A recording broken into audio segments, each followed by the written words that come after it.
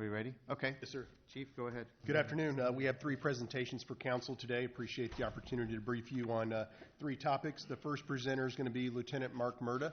He is going to be discussing historical accident data over the last year here in Marion.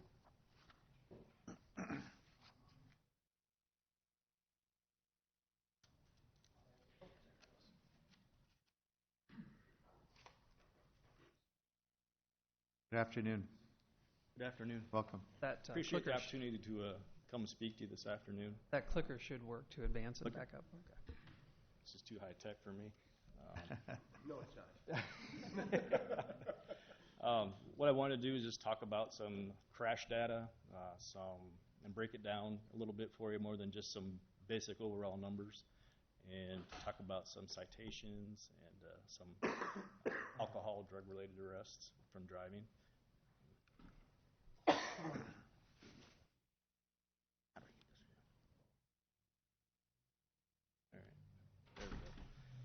This is just an overall picture from a DOT website. This is a new website the Department of Transportation now has online for anybody to access about crash data from any jurisdiction in the state of Iowa. So this is just an overall picture of the accidents or crashes from 2016 that were sent to the state from our department. You can kind of see, obviously, the main corridor is the main impetus of all of our crashes there. This is just a report that is pulled out of that website, and it kind of breaks it down for us a little bit better as far as the type of accidents. So the highlighted ones there, so the highlighted just shows the numbers that you're more apt to be involved in an accident, rear-ended accidents or broadside. Broadside is just typically from somebody who pulls out from an intersection, a side street, and broadside somebody. So those are just kind of the overall numbers from those crashes that we submitted to the state last year.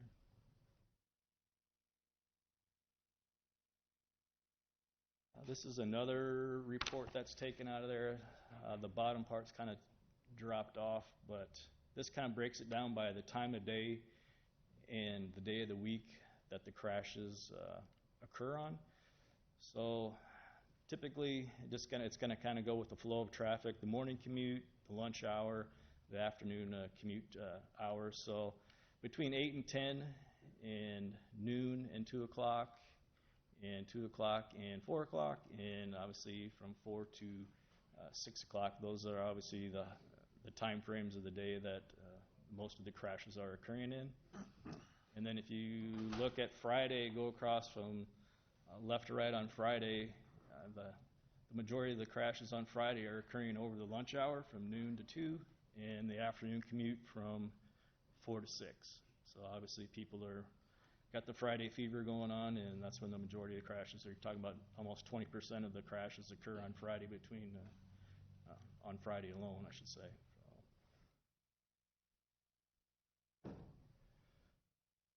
This is it's a 5-year crash comparison. I just go back 5 years because anytime somebody from the engineering department contacts me, they typically want a 5-year crash study on a specific location. So the last 5 years, going from left to right, it's kind of hard to see at the bottom there, but in the blue, that's the total number of crashes. The ones from the DOT that were on the first slide there are only the ones that are reported to the state.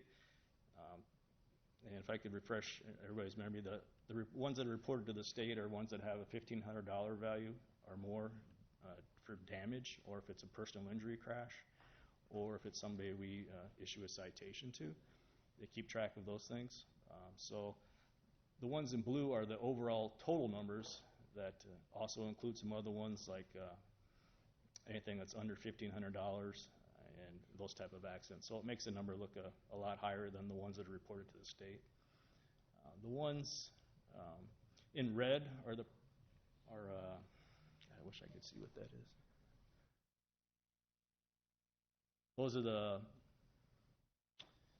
it goes. Can you go down even farther? There it is. So the overall total is in blue. The red is the property damage only accidents, and then the green is the personal injury ones. And in Marion, we are very fortunate to have very few, if any, fatality crashes for the year. So for 2016, we did not have one reported fatality crash. If you go across from left to right there, in 2015 we had one, also 2014 one, 2013 we had two, or is that one, and then two on the end there. So thankfully those are almost non-existent in Marion, and if you think about the amount of traffic that travels through Marion on a daily basis, that is a pretty impressive low number, I would for the city of Marion. So we've got a lot to be proud of for as far as that goes. These are the ones that involve alcohol or drug involvement. So the total amount of crashes there are again up there in the blue, and I broke it down by a high risk age for 16 to 21-year-olds. So you can see in the red, those are the overall crash comparisons for youth drivers compared to the overall numbers for the year. You can see throughout the history of the 5 years, it's pretty steady for the overall numbers for the total amount of crashes, and also for youth drivers involved in crashes.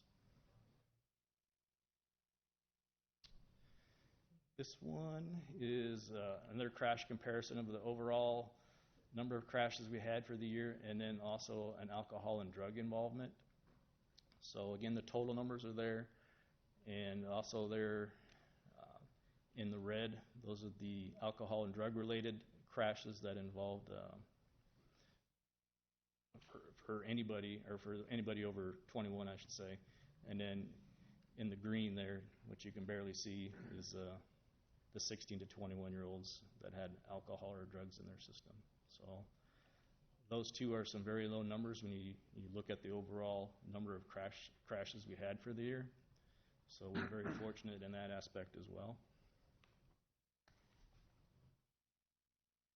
And every year, I just like to go through and pull out the high crash locations for the city.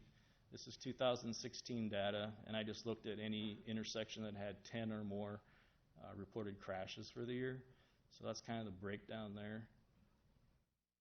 And once again, if you think about the amount of traffic that travels through our city on a daily basis, those are our highest crash locations. And we're talking 10, 13 is the highest.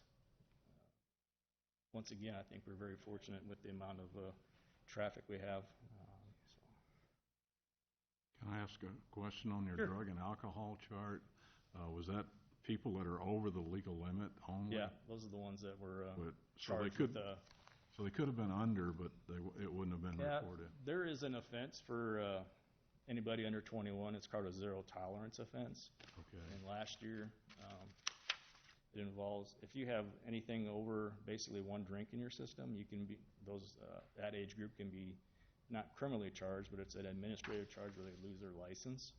So last year we didn't even have zero of those offenses. So when you look at the youth drivers and some of the things that they're involved in, those numbers are very low.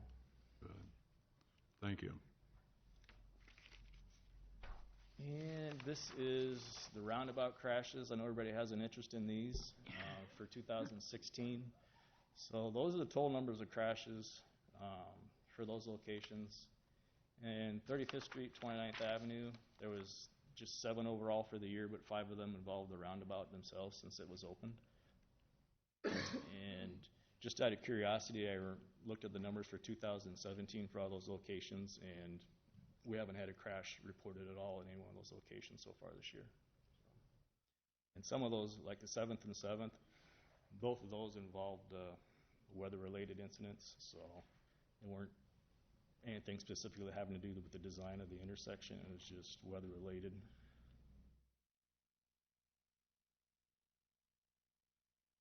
And this is just kind of what the state puts out every year. That's just a comparison from the previous year, and this has been publicized as far as percentage of crash increases from last year to this year. These are the fatalities for the year for across the state, and unfortunately, that number increased quite a bit by 27% there.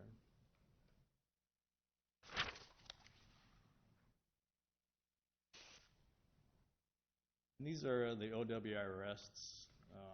These did not involve crashes. These were just arrests alone.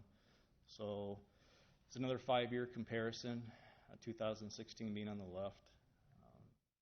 It's kind of an ebb and flow kind of thing with the total amount of OWI arrests we have for the year. And 16 to 21-year-olds are in the red there. So if you look at, wish I could see that, 102 overall last year, and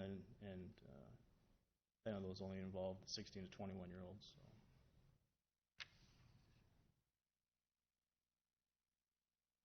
These are just some overall but citation numbers for the last 5 years as well. Goes vertically down the columns there from year to year with the different type of violations that were issued by the officers. Something that remains constant there. One thing that really jumps out when you look at that is the number of seatbelt citations from 2012 to 2016. A significant drop there, and I can contribute a lot of that to our overtime enforcement that we have through the GTSB grant, where officers are specifically looking for those type of offenses. And we periodically go out through the year, and the officers will do what we call seatbelt surveys. They'll sit at different areas of town and just watch traffic go by in an unmarked vehicle, so they don't know where we're doing this. And our seatbelt use rate for the last year is like 98%. So people are, thank God, wearing their seatbelts, and when I talk to these officers, they're saying that the seatbelt violations are very hard to even find anymore. So, which is a good thing, which also contributes to lower injury crashes for the years as well.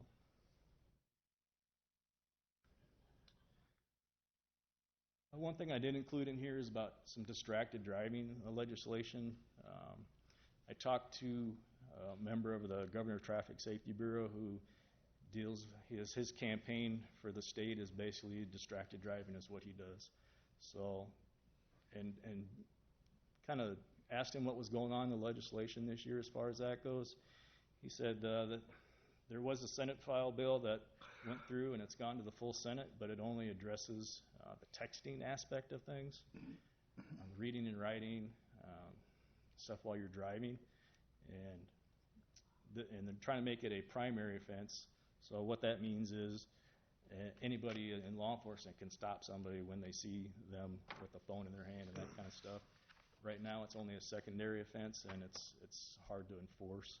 So, and they also said that the House is also discussing introducing a bill for the hands-free use of the cell phone. So we'll see how this plays out in the legislation this year, and hopefully we can get something on the books that addresses distracted driving. Because since 2010, they didn't put a whole lot of meat into it for any deterrence aspect. It's a secondary offense. It's not a moving violation, so it doesn't count against somebody's driver's license or getting their license suspended or anything like that. So, in the Governor's Traffic Safety Bureau spearheads this education movement through social media and going out and reaching out to schools and things like that with youth drivers and the adults in addition to that. So it's a big campaign that they push for, and they help lobby for change in this type of legislation. So hopefully something will be put on the books this year. And just to show you how hard it is to enforce, in 2016 alone, we were only issued 7 citations for those kind of offenses, 4 to some teenagers and 3 to adults. So if they can make this so it's a primary offense, I can see those numbers going up. So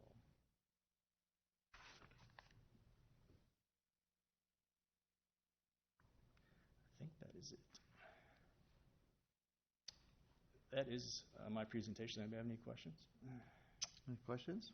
Well, I would like to think that early in the 1980s, when the STEP program first started, and I was the administrator for Lynn County for that. And it was interesting to look at where the intersections were, the accidents, 3 of which were not even in existence in the 1980s. So Yeah, it's, you figure about the amount of the population growth and the amount of roadways we add every year, and our crashes are staying the same, and personal injury ones are dropping. So it's a good sign for the future.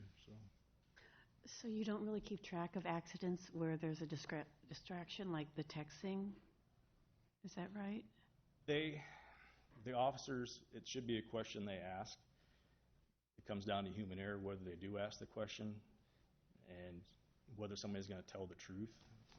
That one DOT website that I referenced to, there were like 5 instances on 472 reports that were sent in that said they had some type of distraction with some type of device. So it comes down to them asking the questions and then somebody being honest and telling them, that they were on their phone, which chances of them being honest with that is probably pretty slim. But so that's why some legislation would help it as far as that aspect goes. So. Okay.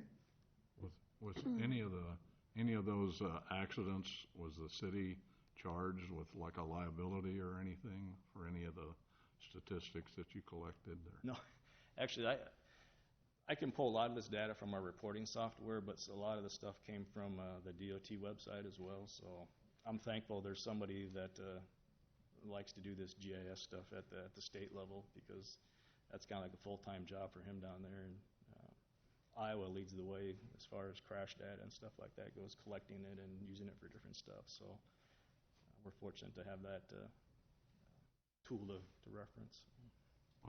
The reason I ask is I happened to see a lady last year run into Ryan's road grader, and I just wonder if she sued the city for, I mean, how could you miss a tire this tall? But she didn't. We had one and I just last wondered, year where they ran into the back of a street sweeper. I mean, it's... Yeah, I just wonder if any of the city had been liable or thought to be liable. Not to my knowledge. So. Okay. How could she miss that thing? Texting? She probably texting. I mean, I saw her hit it. Right. Thank you. Thank you Thank very you. much. Thank you. Ever since I've been here, about 8 weeks now, Marion PD has had the reputation of strict traffic enforcement. And I think what Lieutenant Murda has shown the council is that with that strict traffic enforcement comes increased safety for our citizens. A lot of traffic flows through here, low crash impairment.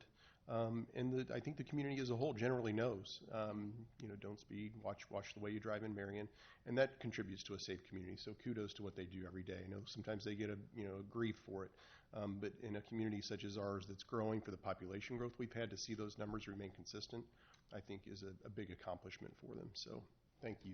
Agreed. I've also had a request from council on our speed trailers. As soon as we just got them back from refurbishing. As soon as we can get them up and running, we're going to get them out in a couple locations that council has requested.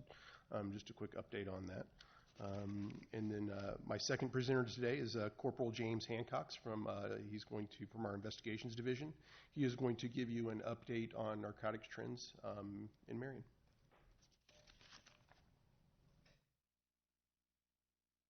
Welcome. Hi. Good afternoon. This clicker. All right, good enough. I'm James Hancock. I've been with the PD here for about 18 years. I'm the primary drug investigator for the investigations division.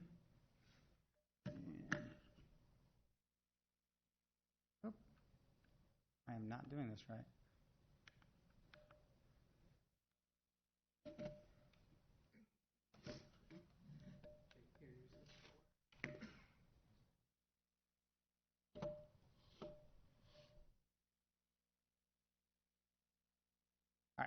There we go. So 2016 arrests for drug-related incidents were at a total of 283, and that's down by 19 from the 2015 year. Ironically, 2015 had 20 more arrests than 2014 did, so it's a pretty static number. Most of those, the vast majority, are adult arrests, with 39, juveniles were being charged in this process.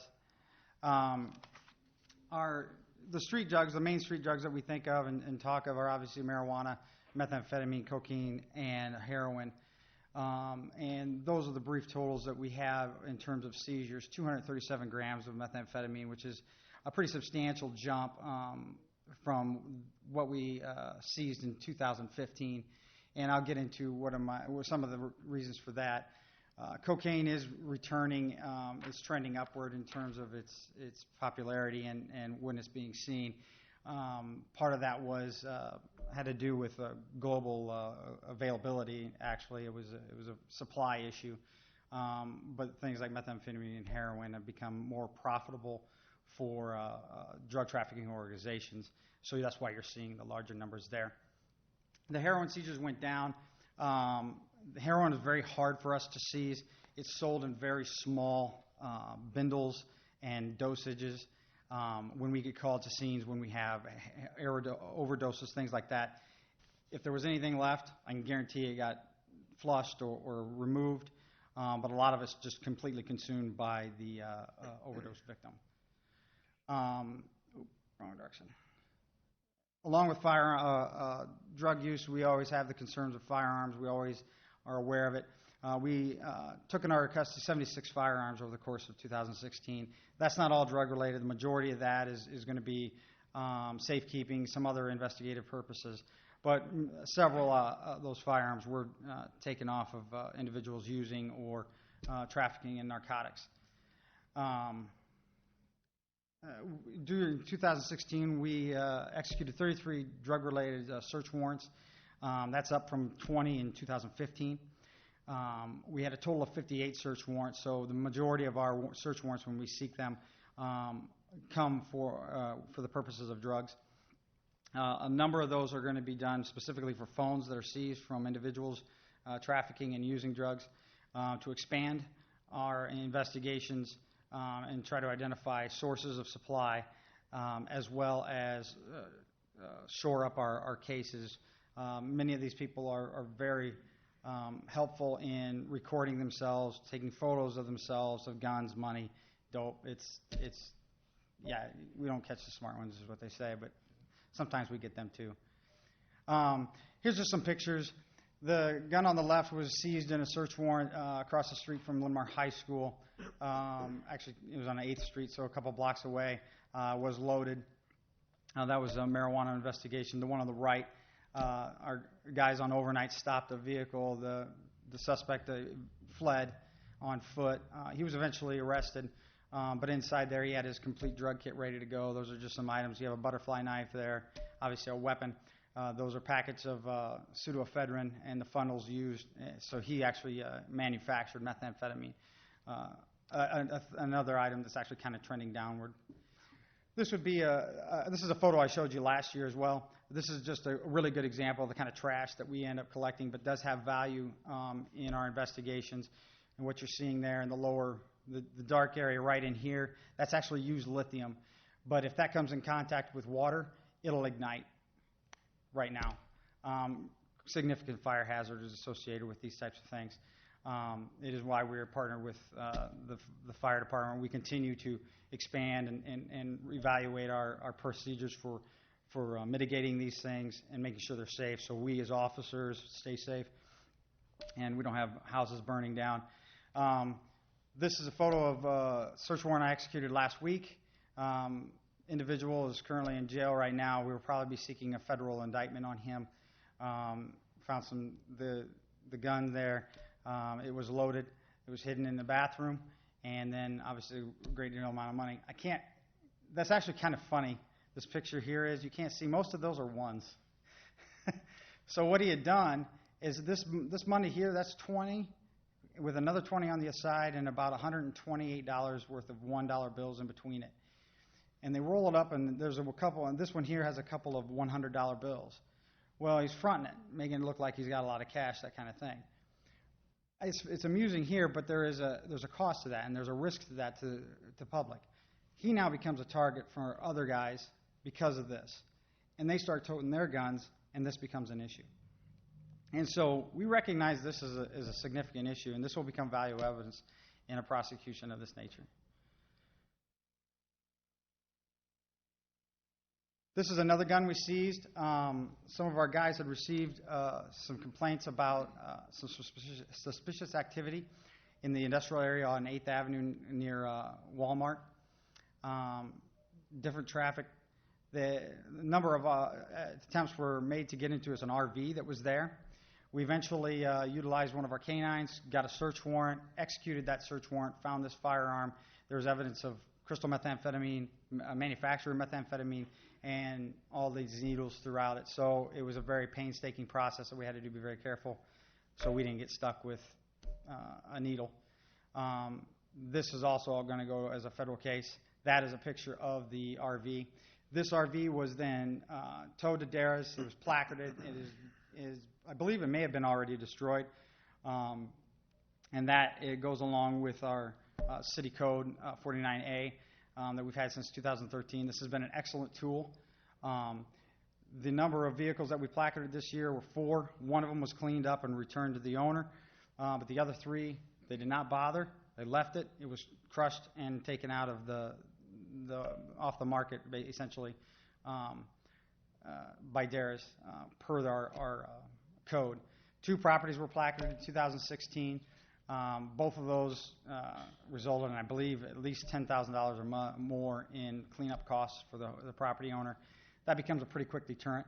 The other part of this that's a really valuable tool to us is it immediately eliminates this as a place where they can operate. It displaces the problem. Even if we can't get them arrested or get them charged or they get out the next day, by having it placarded, they can't come back to that spot. And if they do, we have probable cause to go about involving ourselves in that situation and removing them. So this has been a very, very valuable addition to our code. And since its inception, we've done 11 vehicles. I believe only 2 of those have been cleaned and returned. The rest have been crushed, and then 15 properties. This is just a picture of a lab site. This is actually a liquid that's got the meth oil in it. This is an example of some of the portability of what's called the one pots, and the chemicals that are used that go with that. This is an example of what happens when a one pot goes.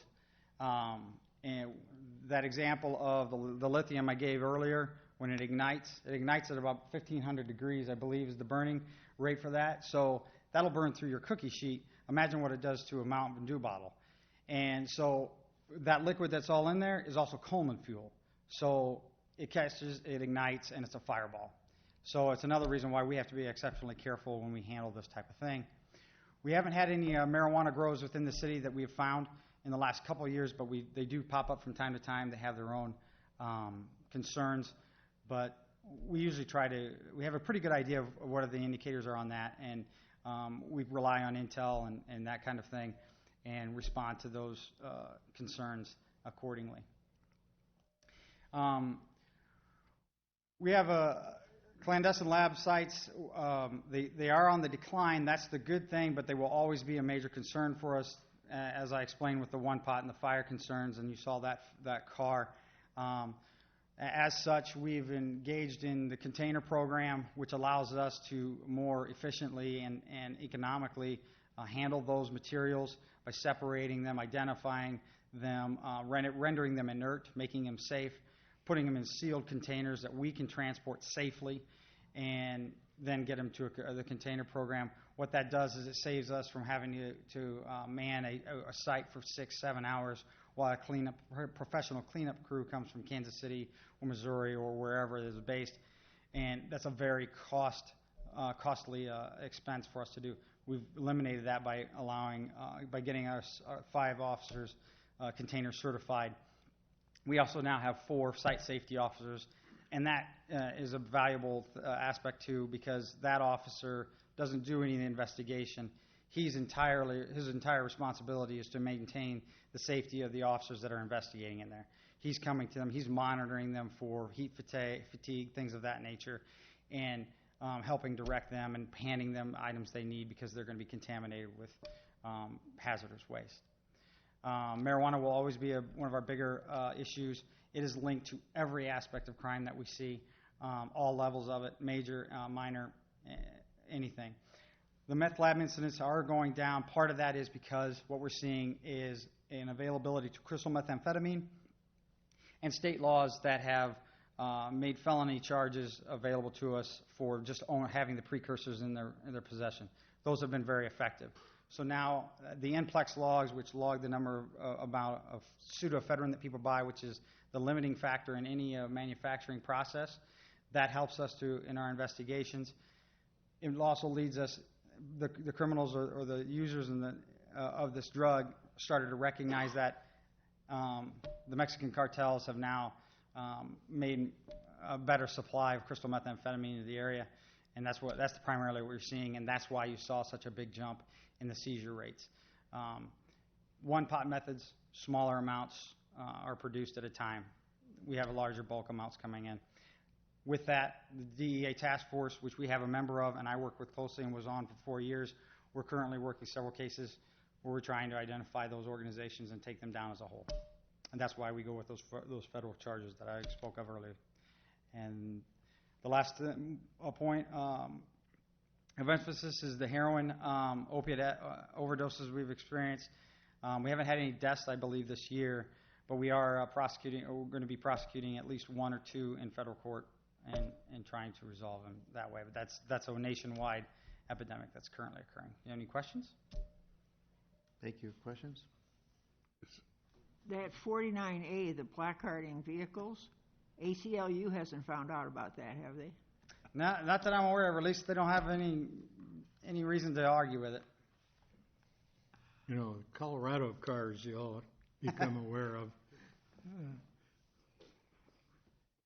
Is there a test like for alcohol, like a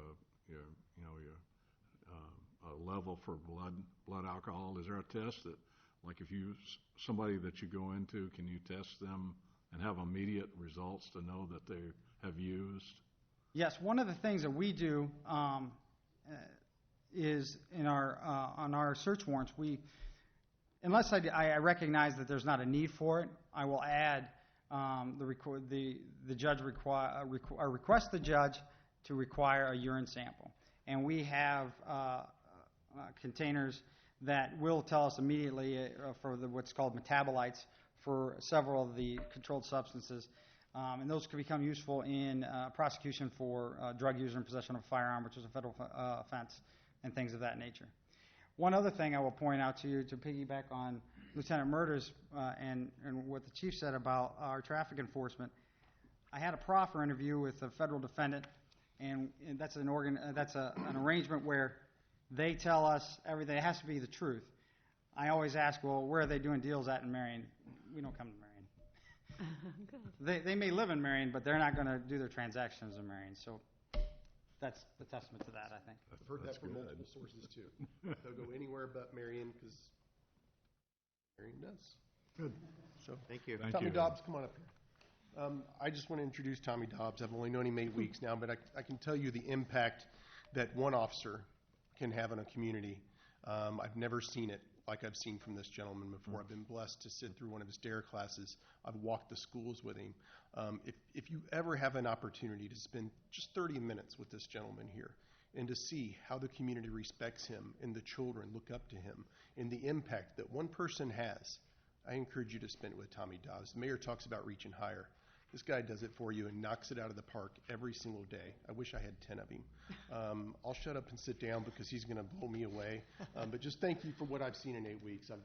I sincerely appreciate it. Thank you so much. No, and he's going to ask for a raise besides. Oh, no, topped out. Yeah. Lon said he's topped out. It's already done. Yep. Good afternoon, Your Honor, members of council. I got nothing after that. I mean, what else is there? I was going to start off saying my ultimate job as a DARE officer is to put James out of a job. I'm not there yet, but I'm working on it. Love you, James. Just kidding. Yes, my name is Tom Dobbs, and I get to be your DARE officer. As a DARE officer, and this is my 5th full year doing it, to give you kind of an idea what DARE is. DARE started in 1983 in Los Angeles. Drug, abuse, resistance, education. Because back in 1983, as I tell all 3,600 of my DARE students in the last 5 years. Unfortunately, back then, kids their age were getting in trouble, were getting hurt, were getting arrested, were getting killed over drugs and street violence. And that's where the Los Angeles chief, Chief Daryl Gates, said, whoa, time out. What can we do to help save our kids? And that's where DARE has morphed into what it is today with over 50,000 officers all across the world teaching DARE. So that first lesson, I walk into the class, all the kids sit up straight. There's a police officer in their class. And thank you, City Council. Thank you, Chief. I get to wear my uniform in class. There are some DARE officers I know in this country of ours, they can't wear their uniform. They have to wear khakis and a polo shirt. But I do appreciate that they see me as an officer. They realize, this officer isn't like what I thought police officers are going to be, and I enjoy that. So our first lesson, we established the DARE box. What I'll do is I'll have a kid, a student in class, a volunteer, make the DARE box. So the DARE box, for those of you in the audience, sorry, Beth, I stepped away from the mic.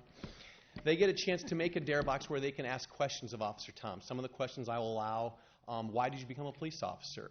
How fast does the police car go? How much does your uniform weigh, or how much does it cost? I tell them questions I won't answer. Who's my favorite character on Scooby-Doo? That's not DARE related. I won't answer that. Or what's my favorite flavor of toothpaste? No, that's not DARE. But I tell them, if you ask me a DARE question, I'll answer it. So after that first lesson, every student, and this year it was just over 700. It was 152 with Marion, 17 with St. Joseph, and then between Oak Ridge and Excelsior and Linn-Mar District, it was like 540 some students. So they each get their own DARE book. There you go. I'm all about audience participation. So in the DARE book, we'll cover several lessons, including drugs and alcohol, health effects and facts about drugs and tobacco, alcohol, things of that regard. Consequences. Good consequences come from good risks. Bad consequences come from bad risks. Peer pressure, how to deal effectively with peer pressure. Signs of stress and positive things to do when you're dealing with stress. Signs of communication, how to listen to people, if you need help, who you can contact, and things of that regard. After that, they're assigned a DARE essay, a theme. They have to write 1 page on what they learned in DARE. Now, a lot of the female students, boom, next day I've got 2 pages.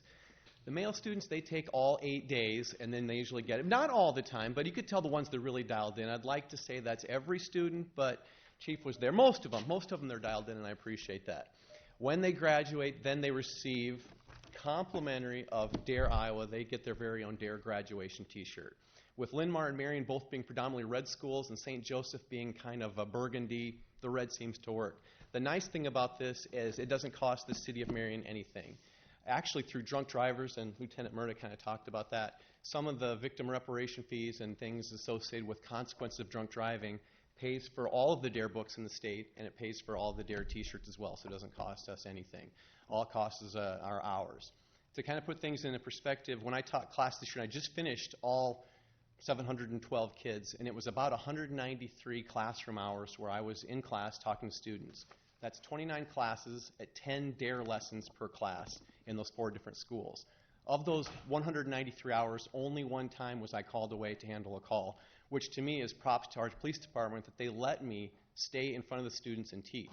There are some agencies in this state where the DARE officer, if they can squeeze it in, they can be in class, whether that's Monday, and then a week from Wednesday, and then a month from that. And so the kids never know if the DARE officer is coming or going.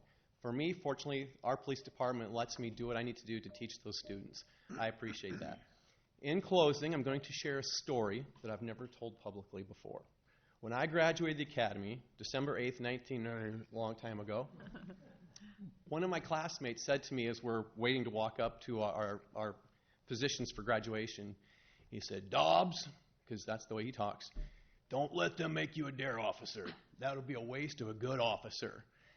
And I'd like, whatever. I didn't know much about DARE at that point. But with your continued support, Council, you're making a good choice. He couldn't have been more wrong, and you couldn't be more right. So thank you for letting me be your DARE officer. I am honored to have this privilege. Now, are there any questions from Council? Questions? I like to think I have the best job in the world. However, a school teacher told me she has summers off, so she kind of has the best job. So I'm number 2. Number 2, but the previous play is under further review.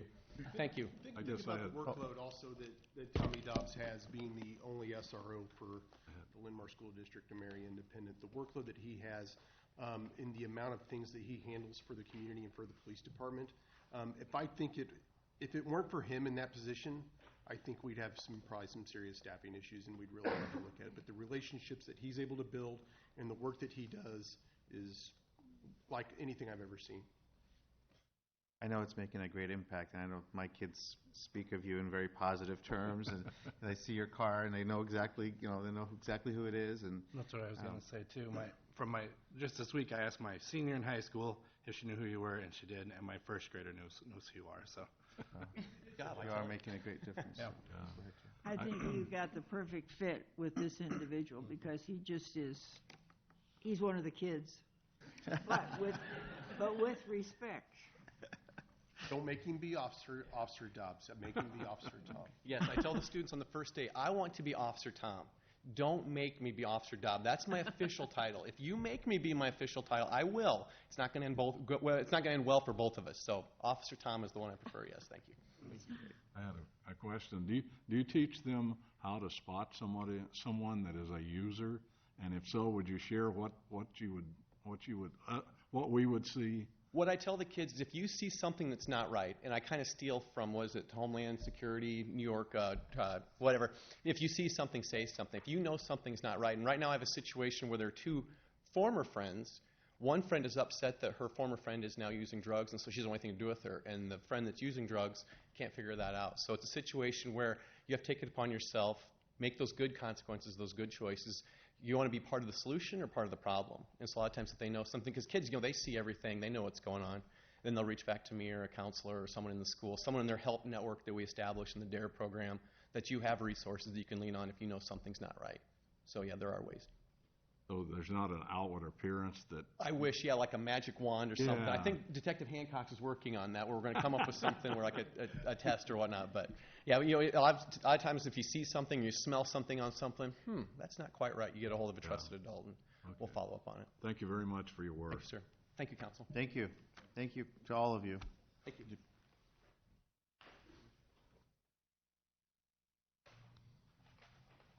Can we go on that? This would have been a good day to be driving the Corvette. They were all here. I know. Can we go home now? A few things to cover.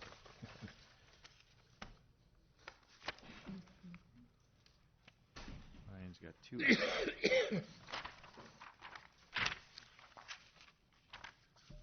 All right. Thank you, Your Honor.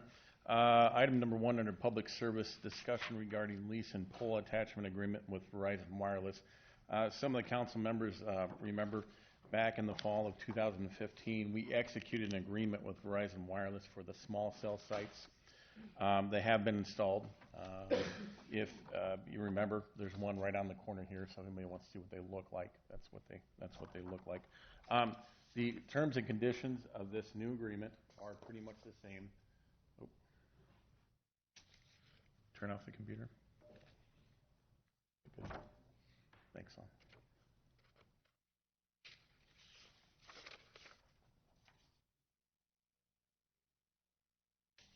Okay. Enclosed in the council packet was a list of locations. This was in your packet. This outlined where all the locations are going to go. It has been shared with staff. Still awaiting some of the comments with the staff regarding those locations. These are what I call low-impact locations. They're not in the corridor. They're not in places where the aesthetic value might be compromised with what the goals of the city might be. The thing that has changed, if you compare... That's not Marion. No, that's not Marion. That's in Des Moines, actually. Yeah, that's not Marion. But I want to show you a picture. What has changed with these type of poles is that you see in the back there's like a round cylinder antenna. And with these new proposals, they would like to go ahead and add that. Now, the pole would look the same. It would be black in color. All the antennas, all the radio equipment would also be black. They would look just what I refer to as our commercial grade pole, the Cobra head pole. That would all be the same. Under the same proposal that we executed a year and a half ago in fall of 2015, Verizon is proposing to pay for all the infrastructure improvements. The pole would become the City of Marion's. They would provide for, I guess, an allowance for electrical use. They'd pay us for electricity. And with that, also a pole lease, which I believe was $500 per year, an annual payment. That initial term or agreement was over 5 years. And so they're coming back to us again. They'd like to add 7 more locations. I wanted to brief the council about this at first. We have not gotten any official documentation in terms of the agreements, but this is something I think we should talk about with staff, because this is becoming more of a common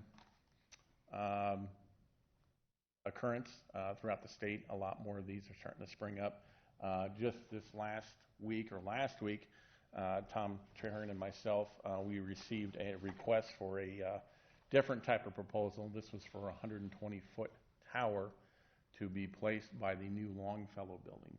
And so really staff has not really had an issue with this type of build out, but we need to probably have a discussion about how we're going to control this, what this is going to look like, what type of regulations should we look like. I have said before, it's good to kind of control the build out of these, the placement of these. If not, they're going to go on a liant pole. They'll go on a wooden pole. So it's kind of up to the council whether or not they want to embrace this, keep building this out the way it's going to be, or if we need to look at other requirements. I know Tom's very interested in having this conversation. That's something we're going to have to do. So, any questions on that? Yes, absolutely. Okay. When Longfellow got sold to Kirkwood, they put up a very tall pole. If you were probably too young to remember. No, I remember that. No, it wasn't that long ago. And that there were a lot of people who were ham radio and all this that really messed up their transmissions. Yep. So how would that be reconciled? Well, this proposal here is not that. The proposal I was referring to at Longfellow is with a different cellular company. Okay. This proposal is just for co-location on streetlights.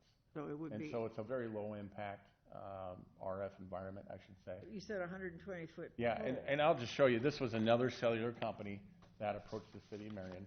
I'd be happy to put it up for you guys. Obviously, I think you know what staff's initial reactions were. I don't want to confuse these subjects, but that's about 120 foot, what I call a monopole. In the location, they're wanting to cite this. Here's Drugtown. Here's 8th Avenue, right here. That's like a target. Yeah, and so they did propose there's some ability to look at different locations. However, obviously this is a concern with these type of proposals. Don't we have an ordinance, tower? There ordinance? is a tower ordinance. Yeah. That's why this one's probably going to go to Tom. Okay. And so, but as a staff, there has to be some type of different process when we get these coming in. But right now, you're just informing us. Right now, I'm informing you with the initial proposals coming from Verizon. These are consistent with the ones that we got back in 2015. You have no problem with? Not really, but I think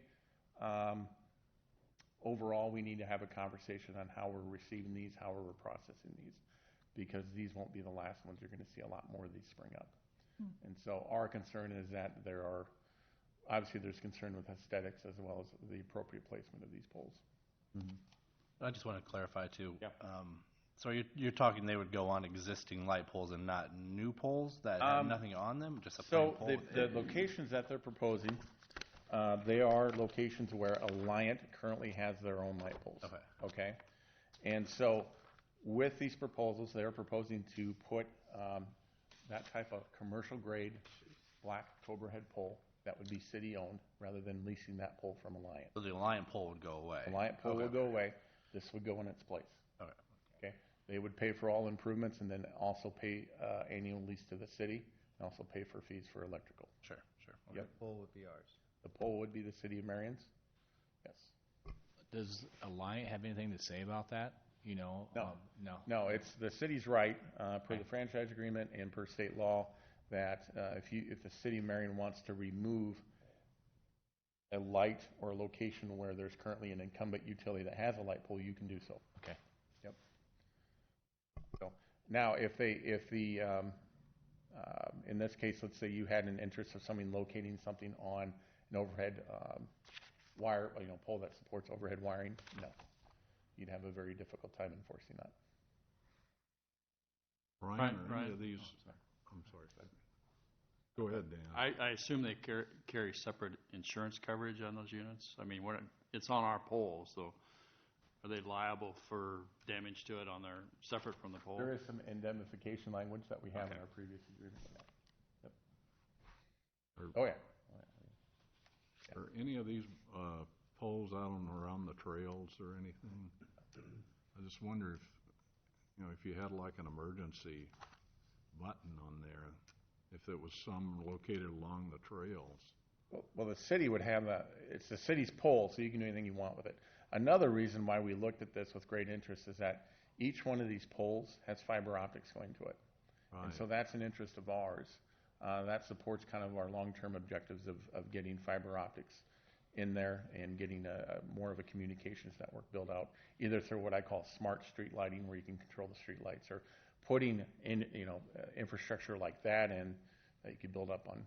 Yeah, I just wonder if we could ask Verizon if they had that, feature that it would automatically dial 911 for that location, or. There's things that the city could do with that infrastructure since fiber's there, but that's something I could raise, a question that could be raised. Yeah. I mean, everyone seems to have a cell phone, but if you're out on the trail, Yeah. you may not, so. Correct. Yep. Have you had any, is AT&T or any of the other people ask about doing Yes. that? Yes. Yeah, mostly just fishing around. They've come with proposals, but nothing formal. They've said, hey, where's some locations we could look? A lot of them want to get on the corridor on 7th Avenue. I'm sure. We've been pretty specific in saying probably not. So. Well, it's better for Verizon to have more because of the way their carrier, way their signal works. Yeah, and for the council members that don't know, this is considered small cell. This allows these cellular companies to saturate different locations where the big towers, the big cell towers, can't quite support, they can't get into. And so this allows the cellular company to build what I would refer to more of a mesh network, more of a tighter network in these areas that they have identified as being saturated. The way the Verizon works, the more the big tower has users, their signal, they actually reduce their coverage. It actually shrinks the more users they have. Yeah. And so this allows them to fill those holes. Mm-hmm. Like Exactly. around Lindale, I'm sure Saturday afternoon it's probably saturated. Yep. If council has any questions or concerns, let us know, but this is something we're going to talk to as a staff. It's something that we have to keep our eye on. So. Thank you. Okay. Number 2, discussion regarding the eco-industrial park development. Probably 3 or 4 weeks ago, I gave you a lot of information on that. If there's any questions on any of that, I'd be happy to answer it. But really now, wanted to go over kind of how the financing is going to look initially when we're going through this. I tried to get Tim Oswald with Piper Jaffray here today. He's actually going to be here Thursday. And so we're going to put him on the agenda to kind of speak through what the mechanisms are for the financing that we'll be looking at for this. I did in the council packet include some preliminary information regarding our fleet, and I want to show I'll just kind of go over this with the council, what this looks like, and how it will be reflected in the budget book. But you'll see this is pretty much an overall view of what our fleet looks like, as well as what the final prices are on changing out our fleet and converting to compressed natural gas. Okay, it seems like a lot, but it's something that we have planned for the last couple of years. And when you look at the totals, it's a pretty big number to bite off when you're talking. I don't know if I can get that on there. I'm going to try. Just for our road use fund, you can see the total here that we're looking at. Just over $3.3 million is what we're looking at in replacing just our road use fleet. That's a significant number. But as we alluded to, we're looking at some different financing options to where that number on an annual basis will come down to about $271,716. That's actually a lot less than we program every year for fleet replacement. And so we've done that not only in the road use utility, but also in the solid waste utility. And this is where we're seeing a lot of difference here. I'll try to get these on here for the council. Again, refuse trucks are very expensive. But then we're looking at a total change out of our refuse trucks, and that number is pretty high. It's $2.4 million. But programming that with lease certificates over 10 years That gets that number down to 248, 544. In comparison, this year, we programmed $280,000 to replace just one refuse truck. This allows us to procure a entirely new fleet that runs on compressed natural gas. Everything's streamlined, it's the same engine, and then we have a 12-year life cycle that we program for that. So within that 10-year time frame, this is what the monetary transaction would look like on an annual basis. It'd be actually less than that. So it'd be, you said over 10 years?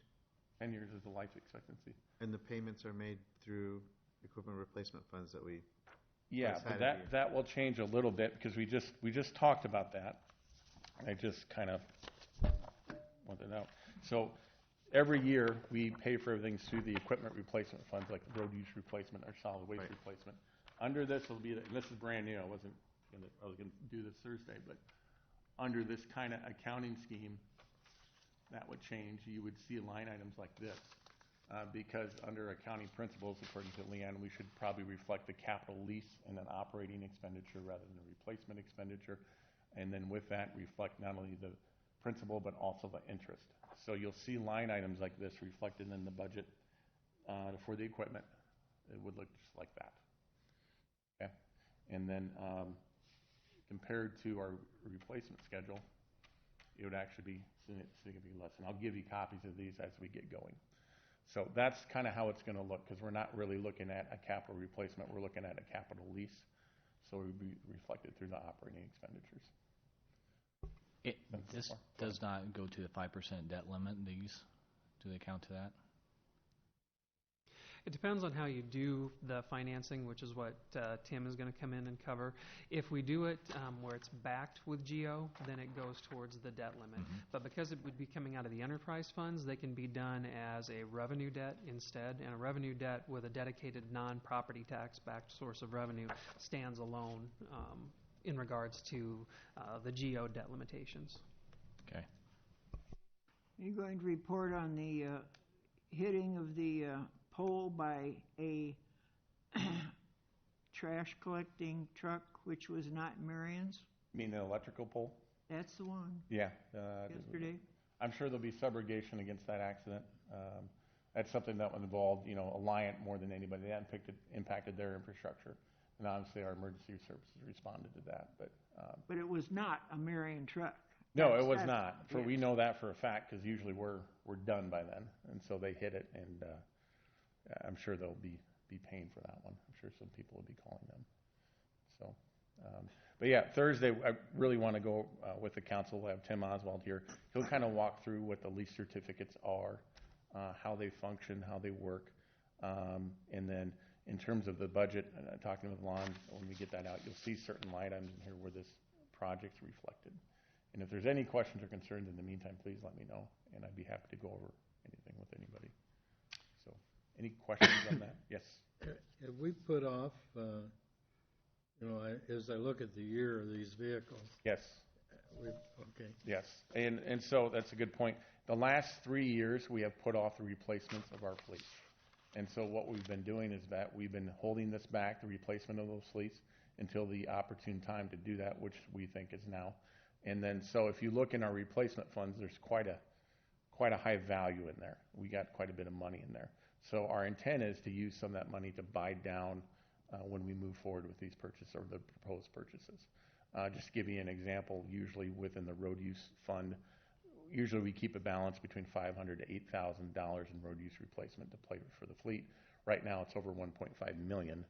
And so what we're going to propose is take that funds that we have been scheduling over the last 3 years, utilize that to in a sense, buy down the capital purchase of the vehicles, and then keep a lower capital lease payment on the fleet. So, and I'm sorry this is small, I apologize, but I'll get this information to the council, and Tim will do a lot better job explaining than I will. Go into all the compressed gas engines and whatnot. Mm-hmm. Do we have to get our staff, will our staff do maintenance on this, or we'd have to contract that out? No. Because of... No. A lot has changed, a lot is growing with that development. And so with compressed natural gas, again, we already have vehicles on site. We know how to maintain them. But also the training has evolved quite a bit. With any purchase of any type of alternative fuel truck comes training, okay? And so all of our technicians know now, they'll even know more on how to maintain the fleet. It's interesting because a lot of shops have been struggling around here. A lot of our dealers have been struggling on catching up kind of with us. So we've been kind of taking the lead on this and taking them with us when we're going through this training. And so when you procure a new alternative fuel chassis, you have to be trained. I mean, the vendor's not going to allow you not to be trained because their warranty's on the line, everything's on the line with them. Is the maintenance cost cheaper? Yes, incredibly cheaper. I'll give you an example. One of the big reasons why we're looking at alternative fuel and has been the emissions factors. And there's a lot of new emissions equipment. But an oil change, when we're doing oil changes on the fleet that we currently have, we can actually push those out 15,000 miles. You actually can. The oil is that clean. Yeah. It's amazingly clean. With that, we're in a position to now we can streamline all of our parts, our filters and everything, because we're looking at the procurement of one engine. We want the engine to be the same. We want the drivetrain to be the same. So maintenance costs, I have not programmed any savings for maintenance costs because I'm curious where that's going to go, but I foresee that'll be significant.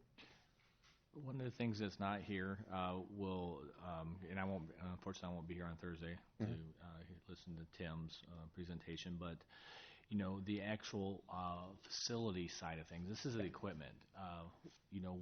Are those numbers going to be coming too? For the facilities, yeah. We programmed for the last 2 years. We have about $7 million earmarked for the facility. Mm-hmm. And as I went through with the cost savings, we projected see if I can find it here, a very conservative projection to be right there within 15 years, 6.8 million. Okay. And so that's kind of where we came up with that number. And so far, what I can say is our costs have been coming under that. And so that was our goal. Let's see if we can build that for that number. Okay. Since the whole part. In terms of seeing this in your budget book, I don't want to speak for Lon because he'll do it the way he wants to do it. But in terms of facility payments, that's kind of how it would be broken out in your budget book. Now that's how I did it, but Lon may change that. But you'll see the same line items in there, and so you'll see those numbers programmed in the road each utility. But that's something I don't want to speak for the city manager on. So, but that's what we're looking at. So the total cost of facilities is right around $7 million. We're pretty confident with that. But our goal is to offset that capital expenditure with our savings. Will Tim provide their issuance costs at that next meeting too, or? I think we have that already. He can give you an estimate of what the issuance costs would be.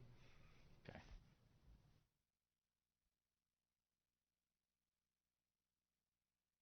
Okay. Anything else?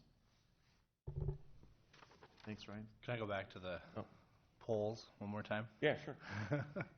Having those poles with fiber optics on them, would that help with, or have fiber optics to them, I guess you were talking about. Would that help with the potential of doing Wi-Fi within the city, free Wi-Fi? Yeah, yep. And so anywhere we have fiber optics that can support any type of communication.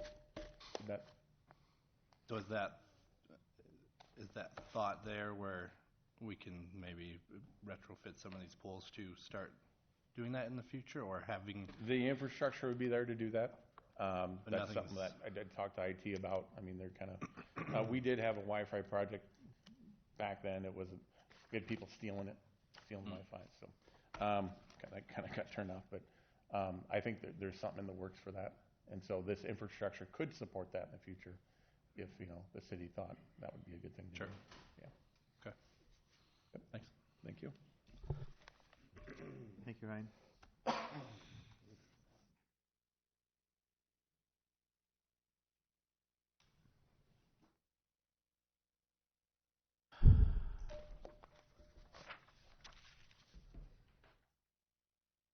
Okay, first of all, I want to apologize to council for the timeliness of getting some of this in front of you. The Department of Justice opened up a grant solicitation on December 7th of last year and gave an 8-week turnaround time for us to submit for any agency in the United States to submit a grant that used technology innovation to reduce crime.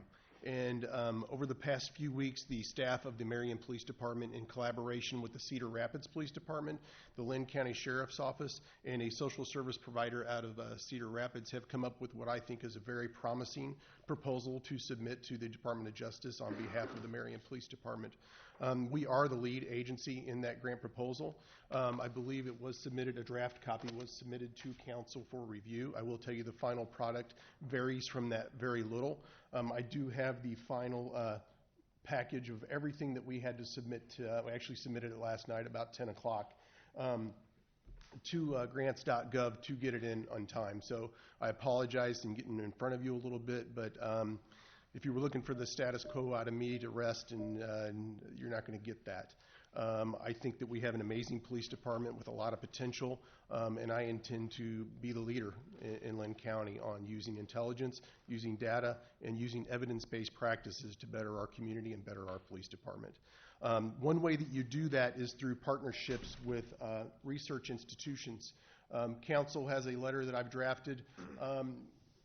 When you use a researcher, a portion of grants that you receive goes to that research institution. Let's just say Iowa, for example. Say we get a $500,000 grant and $60,000 is to go to the researcher.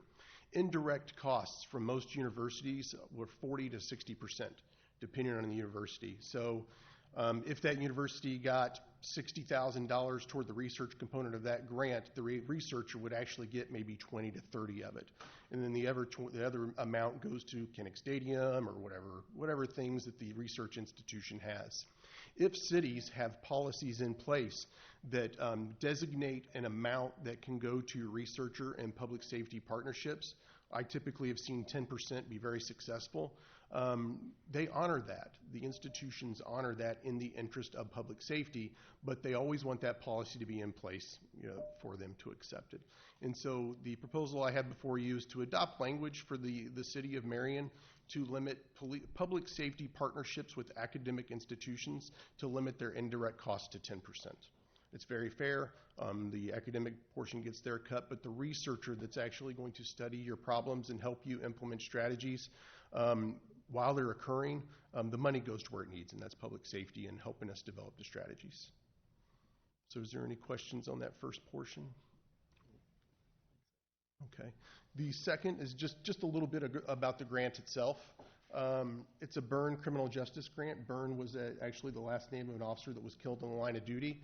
And what we're going to do is, with Marion being the lead agency, we're going to partner with Cedar Rapids and Lynn County to address what we feel is an increase in burglary countywide. We are going to use intelligence, and we are going to use intervention and enforcement strategies based on that intelligence to go after the burglary problem, the people that are associating themselves with property crimes, to drive down what we feel is a precipitous increase in burglary in Lynn County.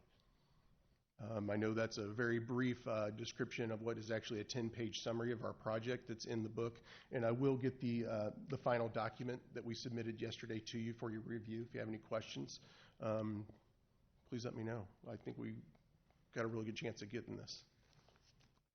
Wonderful. Any questions for the chief? Thank you for being aggressive in these things and Chief, how much money do they have to give out? They're going to award 8 awards of $500,000 apiece. 8 awards, okay. And with the timeline and seeing, I've been involved in these grants a lot over the past 6 years. The timing was right before Christmas and over the holidays, and the amount of work that goes into putting these grant proposals together, I actually have to give kudos to Captain Slagle and my staff back at the PD for bucking it up and getting this thing done, because they're very difficult to submit, to get a research partner, to get an intervention specialist, to get Lynn County, Cedar Rapids all on board for us to be the lead on this.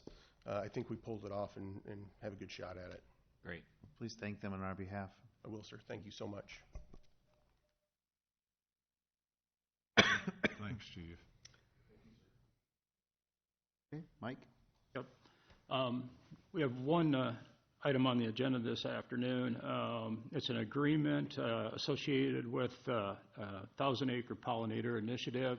If council remembers, I did a presentation back in September associated with this project. It's a joint effort between Marion, Cedar Rapids, Hiawatha, and Lynn County Conservation to set aside 1,000 acres of public ground in the next 5 years to plant pollinator and prairie grass species of grasses and forbs and other plants. The agreement that's on the agenda, that is between the city and the Monarch Research Project, or MRP. Basically, the agreement identifies the city setting aside and identifying 217 acres of city property as part of the project. There's also language in there of a commitment of $203,980 from MRP through donations to support the planting of the pollinator grasses and plants over the next 5 years. We've identified for this year in 2017, 27 acres to be planted as part of the project, 25 of those at Lau Park associated with our South End Development Project that's currently underway, and then also another 3 acres associated with Waldo's Rock Development Project, and a commitment in 2017 from MRP of $25,380 associated with the seed and the input cost to do those plantings this year. Great. There's a midnight program, what is it, Coast to Coast on WMT, and last year they were talking about, there was a man on about that was talking about the pollinators and trying to get milkweed and all, and I called in and got in and said, we already do that. Oh, also, I understand a bunch of trees were cut down at the airport, and rumor has it that they were dumped on the Grantwood Trail. Do you know anything about that? I know that there were some trees that had grown up along the old railroad right-of-way associated with the end of the airport runway that needed to be brought down to be in compliance. So as far as anything being left on it was left on the that trail, I'm not aware of that. I can follow up with Mike Simprich, our city arborist. It was his crew that went out there and brought those down. But as far as I know, those were all cleaned up. I don't believe there's anything on the trail, but we'll follow up and take a look at it. Yesterday is when I heard the complaint about it, and that they said, why are we spending so much money on this, when we're just dumping stuff there? So I said I would bring it. I would ask. We'll look into it. Thank you. Our community reporter. Thank you.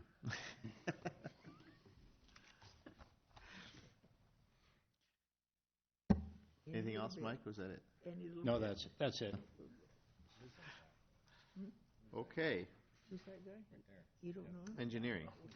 Floridian. I know, he's been gone. What's that? The Floridian retained.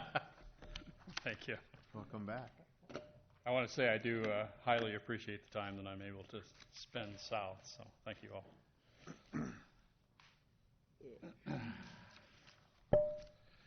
Item number 2 under engineering is our annual sidewalk assessment program.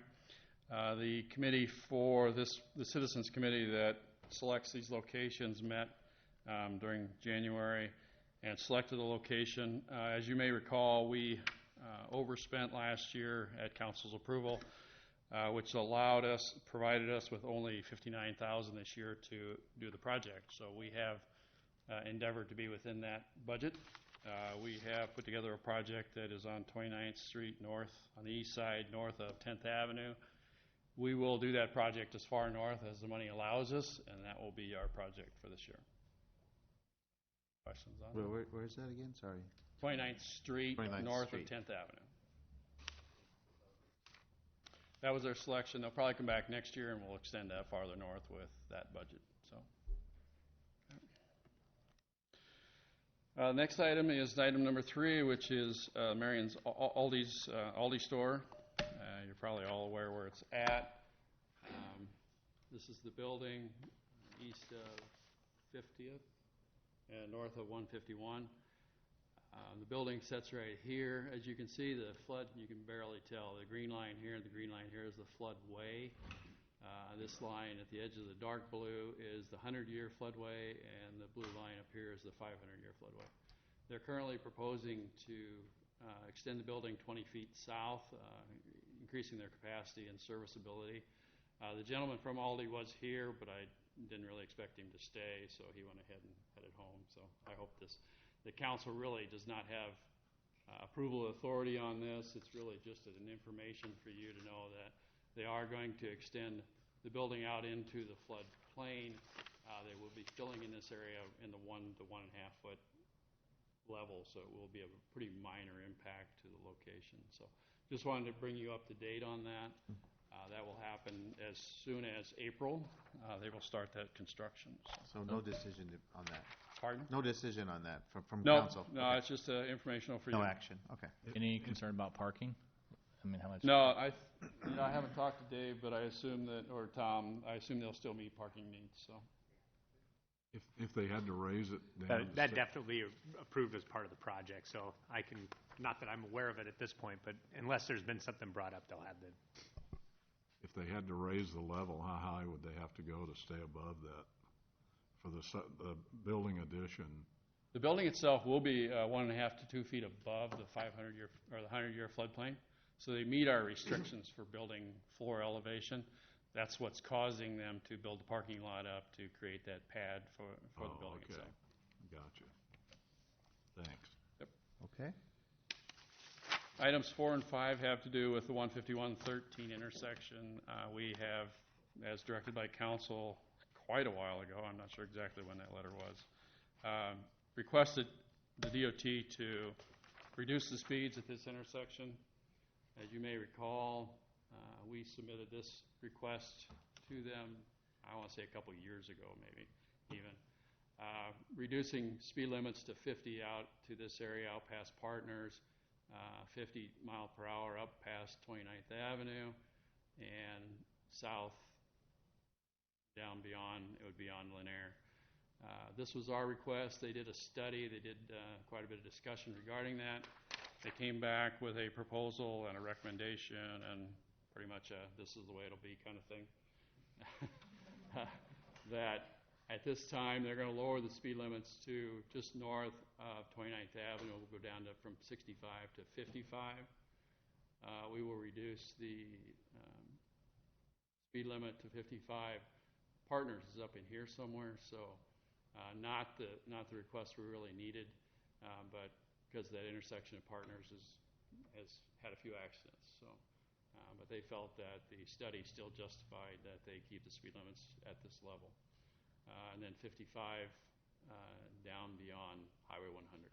So this didn't change much. Well, at least to the north there, though, that should really help, shouldn't it, with the neighborhood to the east? Yeah, I think that lowering the speed 13. limit at 29th Avenue is a big part of it. I think that's a good benefit. Yeah, because we've had people who have asked for that. Yes, absolutely. Yeah, I think we would have liked to have seen it gone to 50 instead of 55, but I agree. We had 34 accidents, according to the PD report a little while ago, in that stretch right out there. On 13? North, yeah.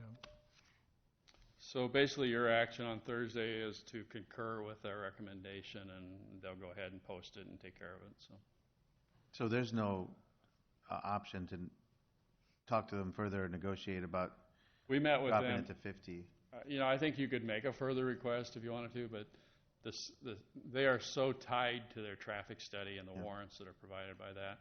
They don't want to be sued. They don't want to be liable for any accidents that are perceived as caused by the reduction in the speed. That they won't go beyond that. So they're going to fight that tooth and nail. So.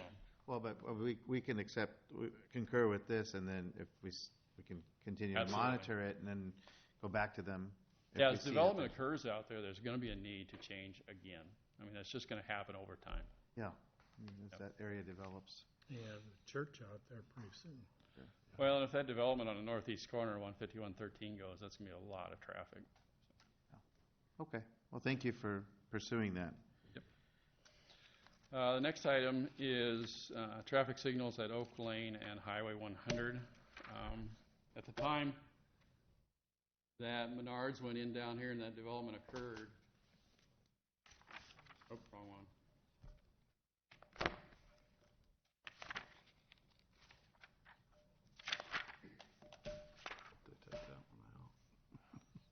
that occurred, these signals went in because this was supposed to be Walmart. There was supposed to be several fast foods in here. There was supposed to be a lot of generation of traffic in this area that would have justified the warrants on this signal. The signal has created about 9 accidents over the last 4 years, 3 years. But because we now have this senior center going in at this location, DOT has agreed to wait. They would like to see this turned off. And we would probably concur with that in the sense that it really doesn't provide access for a lot of traffic. And there's a lot of other opportunities to go down to Menard Lane or whatever. But they're willing to wait and get this built and get it activated and get the traffic generated to see how that impacts this signal. So we will go back and wait at this time. We're recommending to wait at this time to allow it to exist as it is, and then at some time in the future readdress it. Help me understand, how does the traffic light cause accidents? Because if it people turns are yellow missing and the somebody stops missing in the yellow favor, light. And Okay. it more has to do with congestion. You have turning, you have just different things that. Well, people missing the light. And, Okay. People rush through it and have a T-bone or something. Okay. Yellow means go in Iowa, you know. Not in Marion. Isn't that about a quarter-mile run for you there, Paul? Yeah, it'd be Okay, a so- lot quicker to get through there. So no action on that for now. No, there will be no action as long as you're concurrent with that. While we're talking about 100, what about, is there any talk on 100 and South 31st for anything to be done there right now? No. No. We would have to have we could request a traffic study to be done if council wants that to be done and look at an installation there, but it'd have to meet warrants. A lot of traffic at that intersection now. We would probably end up paying for those signals, so it's, if that's a priority to you, we can look at that. Well, I know, where was it at? Somewhere they extended the turn lane. That was 22nd, was it, when the light went in? That turn lane is still pretty short for people to turn. It gets backed up.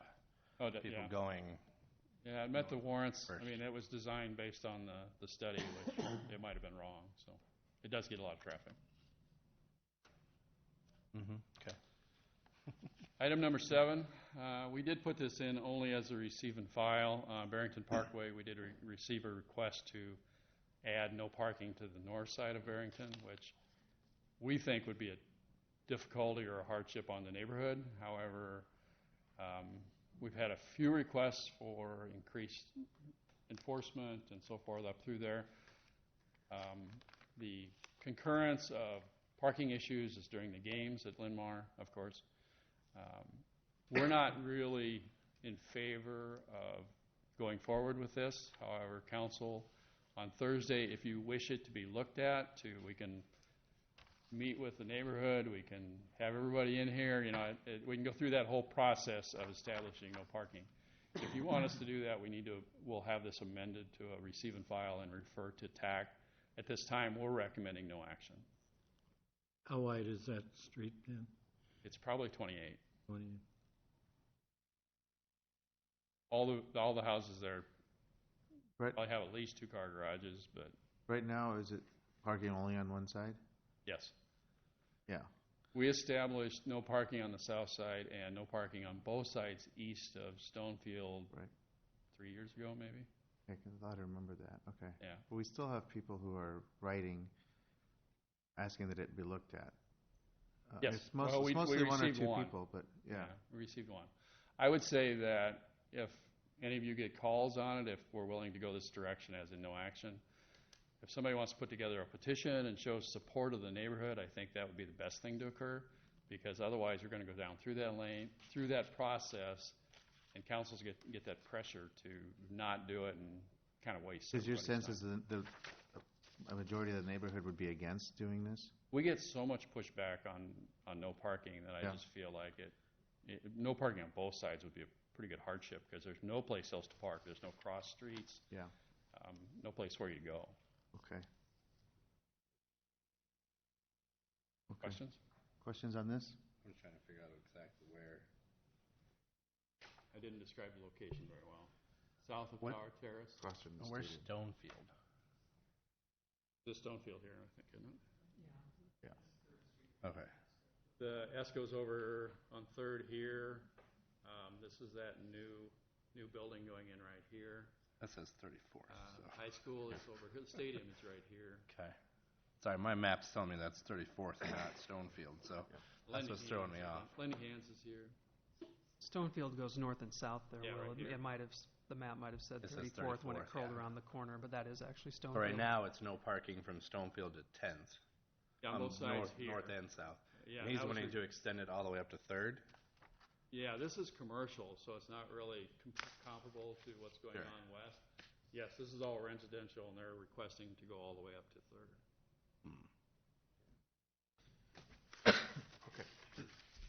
I mean, if you're in favor of doing, at least looking into it, we're more than willing to do that. We just think it'll be right when it started, so. Ever been I'm- any discussion to Sorry. restrict some of the parking by permit basis so the residents can park there versus, I'm just curious. We have not. We did some of that a few years back associated with the high school, and I don't think we do that anymore. So it didn't work very well. Okay. Didn't work.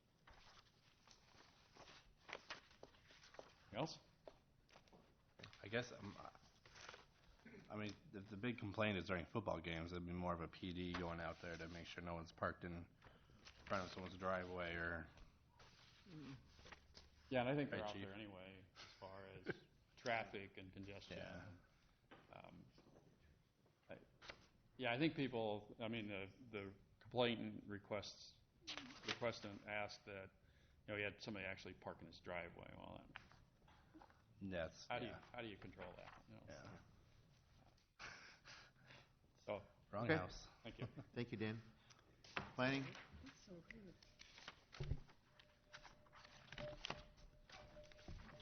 Wave, wasn't it?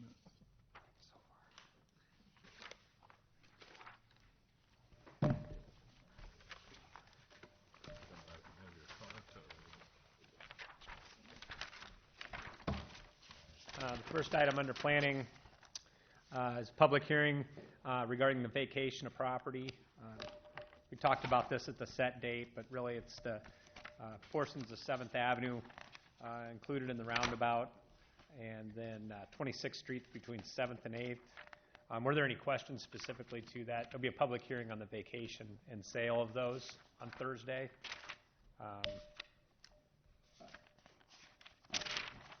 Everybody familiar with this and understand I it? don't want to bore you through the details if you guys are okay, but, so the roundabout currently comes through here, and then, there's a portion of the 7th that's pretty much cut off, that are part of the development agreement.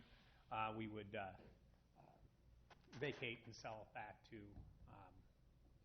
Genesis Equity as well as 26th Street, so we'll vacate those. On the agenda, there's a joint resolution regarding the vacation and sale, and I think we'd probably be best just to do the vacation at this point and proceed with the sale after some of the things have kind of been vetted out. There's nothing that we have to, there's nothing that says because we hold the public hearing now and vacate the property that we have to proceed with the sale, but I don't know that we're ready with everything we need to do the actual transfer. So I'll change the resolution, item 4, to just approving the vacation on Thursday. Is that okay with the city No, council? I would like to see this put off to see if there's any comments and all, because I'm hearing very anti getting rid of any part of 7th Avenue and 26th Street.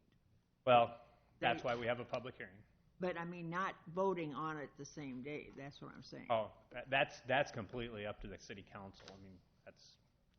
I have not heard anything from anybody regarding the vacation and sale from phone calls to me personally and to the I city. will tell them to call you. Absolutely. Or have them come to the public hearing. Yeah. Have them come on Thursday Yeah. to the hearing. Well, it's So, anyway, it was a part of the development agreement, so we're just proceeding and processing it as requested and moving forward. So that's the time to come and comment on it at the public setting would be on Thursday. Be happy to field a phone call on it if there's questions. I just think it's really necessary to give people an opportunity to speak up, and maybe they don't think about it like Thursday, but then they go out and drive around this a few times and say, wait a minute now, what happens if? And also, what's going in on next to the old Star appliance? At this point, there's nothing proposed. Well, I know this, the building is gone. Yeah. Someone bought it and they're tore it down. Yeah, yeah. Well, I mean, it's a private property issue. At this point, we don't have a development proposal, but the idea is to redevelop the entire site and include the existing street right away in that project, which I think would be ideal to occur in that area. So that's the reason for the vacation and the sale. That was all contemplated in the development agreement, that see the redevelopment of this site and a large building on the north side of the roundabout. Well, I just don't want to see 7th Avenue just cut up like that. It's just currently. Totally, it's currently cut up. That's what I guess I'm failing to understand what you're talking about. There's no 7th Avenue there except for the concrete that was there. Well, yeah, but of course, you know how I feel about roundabouts. They don't pay for their existence. But the fact that perhaps if enough people come forward and say, we don't want this anymore, and it gets removed, then there's 7th Avenue. It's not there. I guess I'm not here to argue the merits of it. There's a not. public hearing on I know Thursday. you're not. So. Can I understand the whole, getting the 7th Avenue section, but why 26th? I mean, what's the reasoning behind getting rid of 26th and giving that to the developer? Why would we get rid of a street? That was a part of the development agreement. But why? I mean, I guess I wasn't part of that development agreement, I guess. So. Oh, the idea is that it would be incorporated into the redevelopment of the site. It's a larger piece of property for the developer. More development, I mean, Yep. And keep going. Well, when was that decided that it was going to be part of the development? It was part of the development agreement when we sat down with Genesis Equity. When did that occur? I believe it was July of 2013, I think. Yeah. It's been a long time. To encourage the development of that land. Yeah. We also, from a traffic design standard, it'll create a lot of conflict if you have a lot of turning action like you have today there. We would like to eliminate that left turn, which would allow for free flow into the roundabout and out of the roundabout. So it's really too close to the end of the island to help. We would like to see it be gone. Good. Okay. That makes sense. Now, I don't mind getting rid of alleys, but I do object to getting rid of streets. On the cost difference between the 7th Avenue right-of-way and the 26th Street, there's quite a bit of difference in that. Why is that so much? Because I see, $12,000 for just that little bitty piece of 7th. If you notice the way it's calculated, it's the average assessed value of the adjacent properties. So it's basically an analysis where we take the assessed value of the property, add it up, and do an average of that and provide it a square footage. So everywhere along the corridor, you're going to get a different. Yeah, but I mean, around the 7th Avenue, there's nothing to assess there anymore. Yeah. I mean, we're just going off the policy. Actually, this assessment's probably based on when there was a building on it. I'm not, Dave prepared this, but I mean, it just seems like this 26th Street is low because there's businesses right there by it. Yeah. And honestly, I need to, this is per the policy, and then I got to evaluate per policy versus the development agreement. That's one of the reasons I want to pull off the sale, because I need to make sure that the sale, the development agreement, and everything's being worked together appropriately. So at this point, we would just vacate and then come back and have a little more vetted conversation regarding. I'd like to see why it's different, why it's. Well, I mean, I just told you that's the answer. I can give you the properties, but if you look in the staff report, it provides the property addresses, total square footage, land valuations. It doesn't help that the Salvation Army land valuation is it's identified as 0 because I believe it's a. That just seems low to me. Yeah. I guess. And I don't know how we would do that. The policy specifically identifies the way the value is created, but. So, like I said, let us take a look at it, and then we'll bring it back at the time of the actual acquisition or transfer of property. Yeah, I would appreciate an answer Yep. on that. Yep. Now, it looks like part of the challenge down there, Joe, is Salvation Army is tax exempt, so there Yep. is no land basis. Oh, It's that's not right, assessed. they would be tax exempt. Yep. But if the 7th Avenue is based on Marion Iron, and then, you know, the Marion Iron over there by 26th Street, that would have been, anyway, yeah. Put it in the tax rolls now, though. Yeah. Anyway, I'd like a little better explanation on it. Sure. Thank you. So on Thursday, there'll be the public hearing, and then there'll be a resolution to vacate, and that's complete. If the council wants to continue the public hearing to the next meeting, that's an option. Then the resolution would be pulled off. If the public hearing's closed and there's action requested, the council can take action, or you can table the resolution if you like. Does that work for everyone? We'll see. I mean, those are the options We'll if it's see. on the agenda. If you don't want it on the agenda, I'll pull it off. We'll see. Anyway, those would be the way I would propose the agenda be written, unless you want to see something else. On Thursday, there's a public hearing that's been published for the rezoning the property on the northeast corner of 151 and 13 for the redevelopment of that site. The packet included quite a bit of information on this. I think I'll just go off the site plan. Realizing that the meeting was going a little long tonight, I originally asked the developer to give a brief presentation at the work session. I figured you might appreciate it more on Thursday, and I asked him to hold it to about 5 minutes, give a brief overview, and then take questions from the council. Unless the council wants to hear more on that on Thursday, I can definitely relay that. But essentially, this is the Hennessy property, as we commonly refer to it, the old driving range maybe as well. Access off 151, access off Highway 13. About right here is where the clubhouse was for the driving range, and then as you go down, so the driving range was coming off here.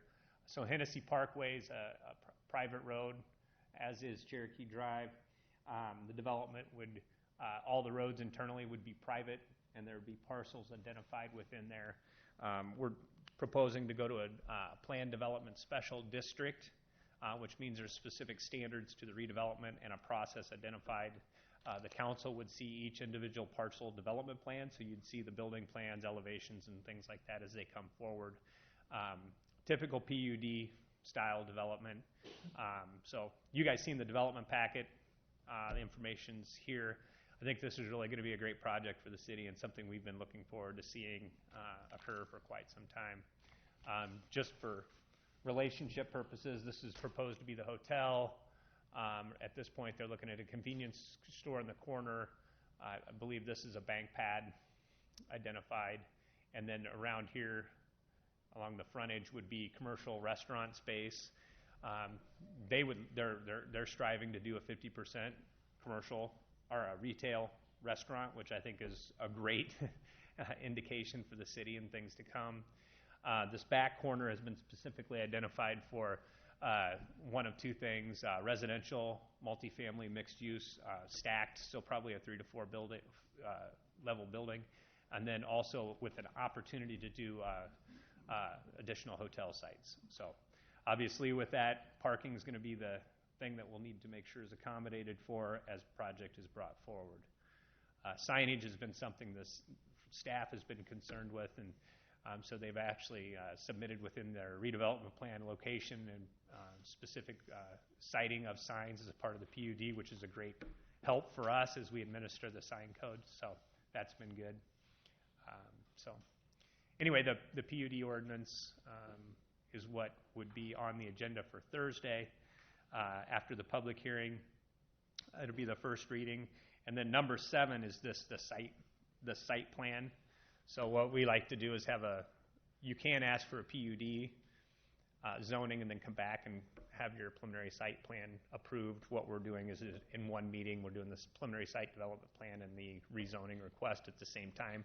And that's what this illustration is on the overhead. So that's the site development plan.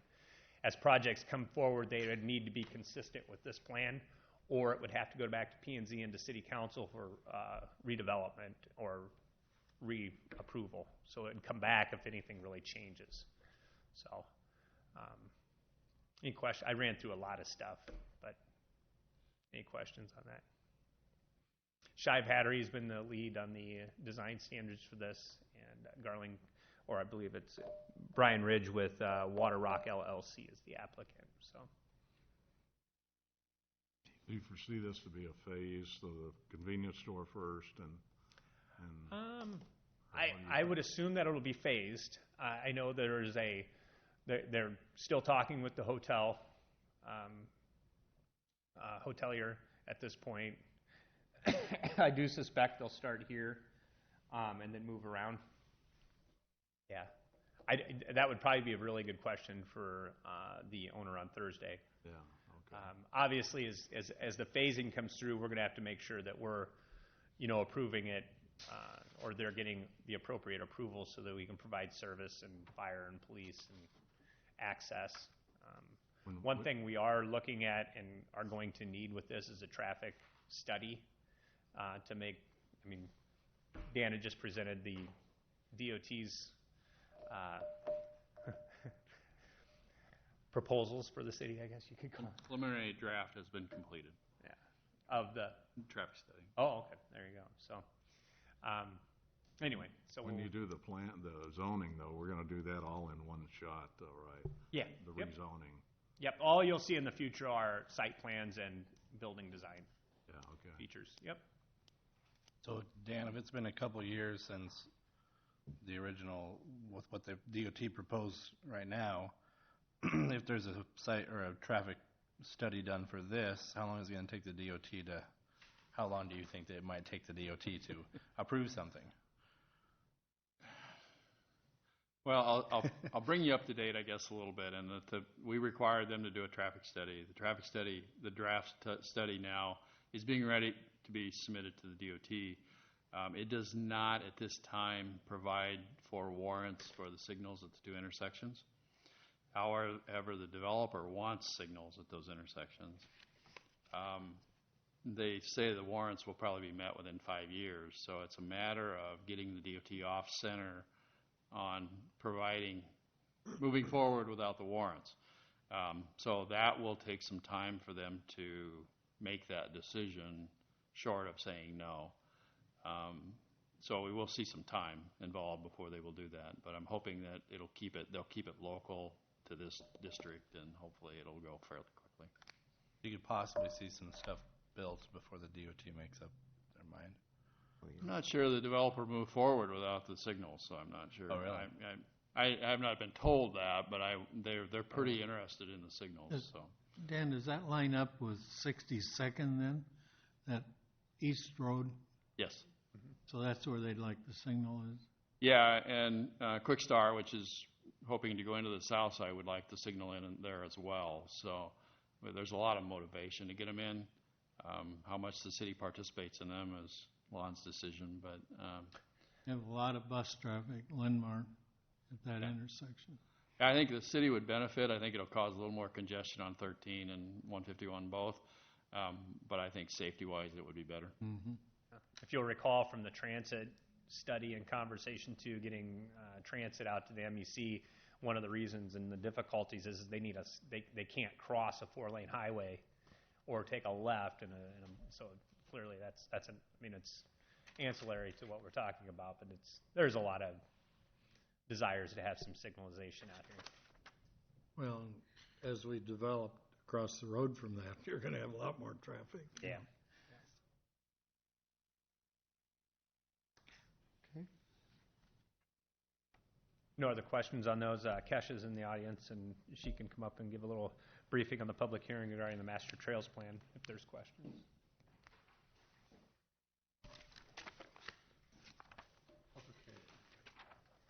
Help carry that. She's tough. Don't tell me Trust me. Mm-hmm. Duly noted. There you go. Yeah, an extra hand might be good. Duly noted.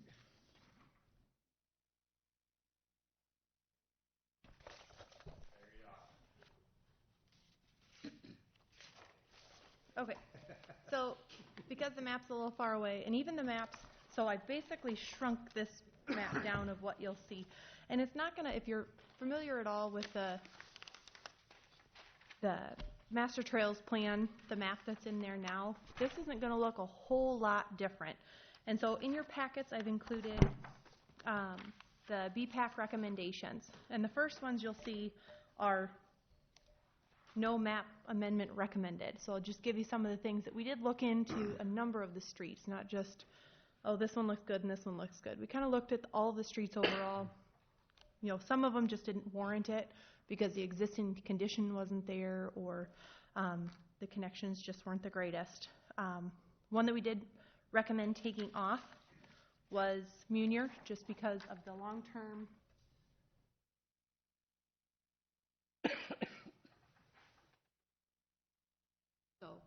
Munier Road, right here, the long-term connection with Highway 100 is the intent to go away with that traffic connection. And so taking that off was just an ideal situation. You're still going to have recommendations for both north-south connections and then east-west connections around that area. So the other thing that you'll see on this map is an amendment to Grand Avenue. Grand Avenue is right here. It's located in orange. Originally that had bike lanes on there, and right now the bike lanes, there's parking on Grand Avenue that is used, and so at the current time there's not enough width to accommodate parking, travel lanes, and so on and so forth. The idea is to just implement Sharrows on that section. Alburnett Road, this is one that noted in the DPAC recommendations. So if you, it's kind of tough to show, but you have two lines on Alburnett Road. Is you have an aqua blue line and a dark blue line. What that is one would be a side path and one would be bike lane. And so the intent for Alburnett Road going forward was always to have bike lanes. Well, as development was occurring out there, it's also become a desire to have at least one side path. And so you'll notice the Prairie Trail subdivision, Bedford Heights subdivision, they're putting an 8-foot side path on the west side of that road.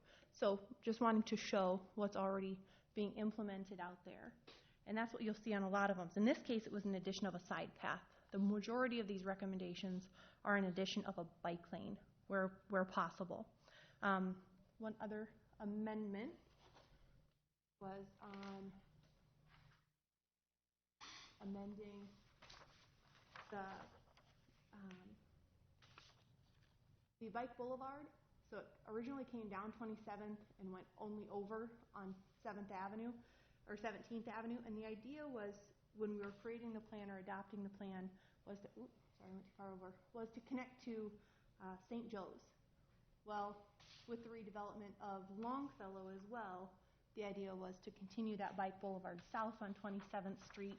It's an ideal street. It's, you know, it doesn't see large amounts of traffic volumes on there, so a bike boulevard would be warranted here. And so that's one of the other amendments. There's 3 Sharrows, as you'll notice. The one Sharrow intended to be added along 6th Avenue through town. Actually, there's going to be side path. It's kind of doubled up there, but there'd be side path and Sharrow through town to allow for commuters to get off the bike lanes, continue on the Sharrows through the uptown. Irish Drive, that one's already in place. That was put in with the development. It was a great idea. We said, sure. Well, it wasn't reflected on the map at the time. And then the Winslow Road, adding Sharrows just because of space confinements that currently exist or current design. They're just adding that in instead of bike lanes. And so the rest of them that are listed are just bike lanes being added. And so you'll see you've got North Kent Street, prime example.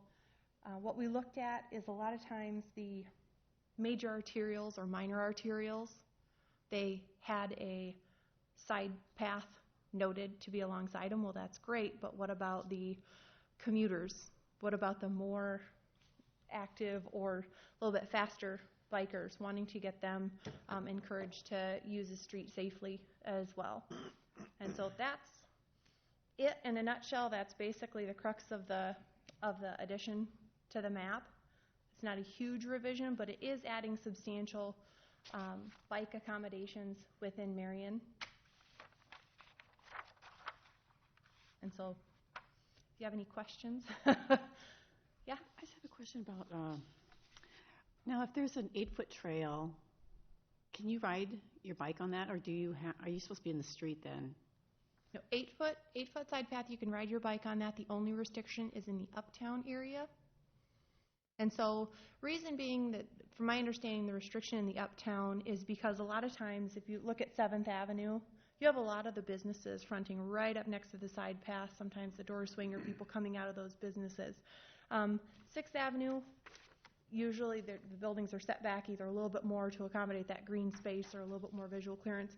And so that's going to be a discussion that I'm going to be bringing up for some sort of change on that, because ultimately the Grantwood Trail will have through connection on 6th Avenue, especially, through the uptown as well. And so there's going to be some discussion needed in addition to Sharrows, in addition to marking on-street bike accommodations. Not all families are going to be, anybody with a child probably isn't going to want their child riding in the streets with the traffic that we do have, even at the speeds that we do have in the uptown. And so that's going to be something that I'm looking into, of amending that policy, regulation, whatever it may be, just for 6th Avenue, or looking at that more closely of how we allow that. Everywhere else in Marion it would be allowed. Okay. On the Grand Avenue, they're already developing that area between,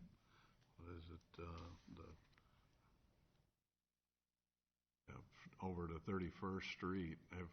Is it, I guess, is it too late to get in on the developers putting in the sidewalk and go ahead and put the trail type in, or are you not looking at We're not necessarily looking at the side path in this location. a side path, not an 8-foot wide? Yeah, usually where there's higher traffic volumes and you want to increase the safety, or you feel that there's a need for the increase of safety in those locations, then you provide the side path. In this location, the speed limit's not overly high. Once you get over that 25, 30 mile an hour, then you're looking at maybe a bike lane, then you're looking at maybe a side path. In this location, it doesn't necessarily warrant it. It does have through traffic. It is a collector, but at the same time, we felt that a Sharrow would be ideal for now. And because of the new development, it wasn't necessarily built with enough width to have travel lanes and bike lanes in that location. And even if one segment was for 5 blocks, well, another segment might not be. So to have consistency, it was just marked, or proposed to be marked, as a Sharrow, the entire length of it.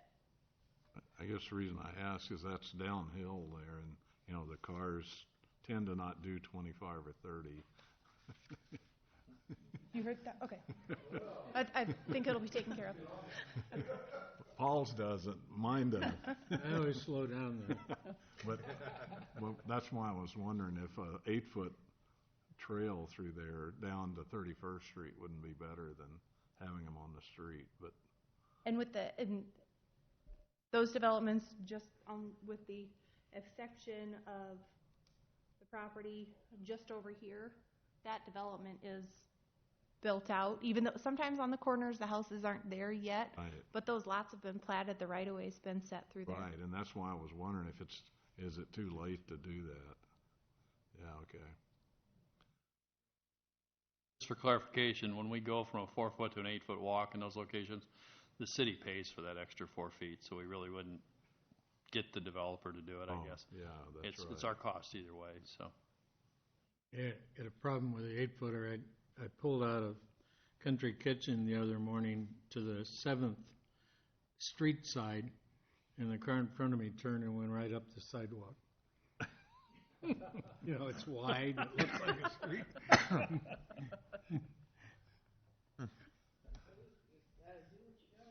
Well, I don't know. They kind of looked puzzled when they got to the end up there, but that's a big sidewalk, Any other questions or comments on this? Thank you.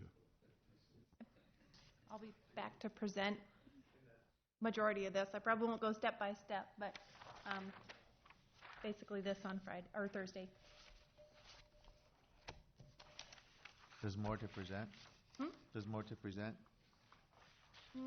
Maybe reiteration just for public hearing purposes. Okay.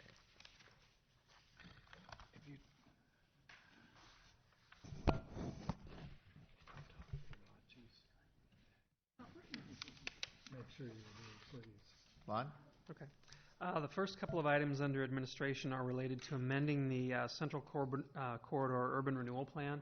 The change to the TIF law made several years ago requires that specific projects now have to be named in the Urban Renewal Plan in order to be contemplated for assistance. So when we were waiting to unwind the two TIF districts, the Collins Road Extension and the Central Corridor one, we had quite a few of these stack up, so they're all coming forward now. So they're all contained in this one amendment to the Central Corridor for authorizing legislation. After that's done, then the council's free to proceed with the actual approval of the development agreements for these, and there's several of them listed on the agenda. Just for reminders, the one for Emerson Mattress, that's the new Lebeda building on 7th Avenue. It was not an incentive for the building itself, but it was making up the cost difference because of the brownfield expenses associated with the development on that site. So that's what that incentive is based off of. The one for Restoration Dental, in that case, the compensation is based on historic preservation activities with the facade improvements and exterior improvements, the cost of putting in the elevator and the stairwells to make the building ADA accessible, and the ADA restrooms that are being installed in it. I think I identified in my letter that one was having sprinklers installed. I wanted to clarify, this one is not. They're not required for that. That was one that's being done down in the Brick Alley building. So just wanted to clear that up and make sure that nobody was confused about that. You have a question, Paul? Well, I noticed 420,000. Is that spread over? It's 14 years, I believe. Okay. And that does also have a minimum assessment agreement in there that the building will have an agreed value of $1.2 million. Okay. So they keep paying the tax on the building as it was. So. Right. Thank you. Yep. The only thing we're capturing is part of the increment that's generated for the increase in value. The taxes that they were always paying get split out as they normally do. Okay. Number 5 is Game On LLC. This is the Brick Alley bar that Les Arnold is doing. This one is for the cost of putting a sprinkler system into that building. And then finally, number 6 is a public hearing on a proposed amendment to a development agreement with TWG. This one was a little bit more complicated than we expected because there have been several corporation name changes as they've gone through the development of the project. So we're just clearing up some of that at the same time. But what we're actually doing there is a revision to the amount that they were receiving from the original $650,000 to $705,000. That's to make sure that they comply with the state rules for the senior housing tax credits that they're getting. Basically, the building is costing more than they originally anticipated, but it also means that they will be paying more in taxes than they originally anticipated, so it's all self-contained. You said the one for the dentist is 14-year? I believe that's 14. What is the one for Emerson Mac? Let me look. I believe, just going off memory, I believe Emerson is 9, but let me confirm that.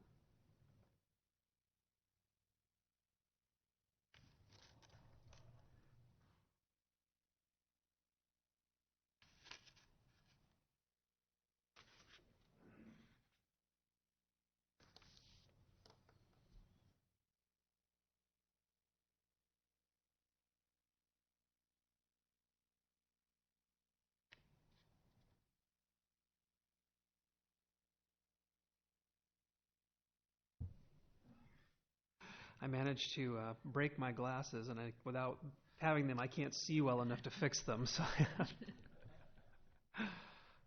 as Mr. Draper often says, getting old isn't for sissies. Yes, he say that. Getting old.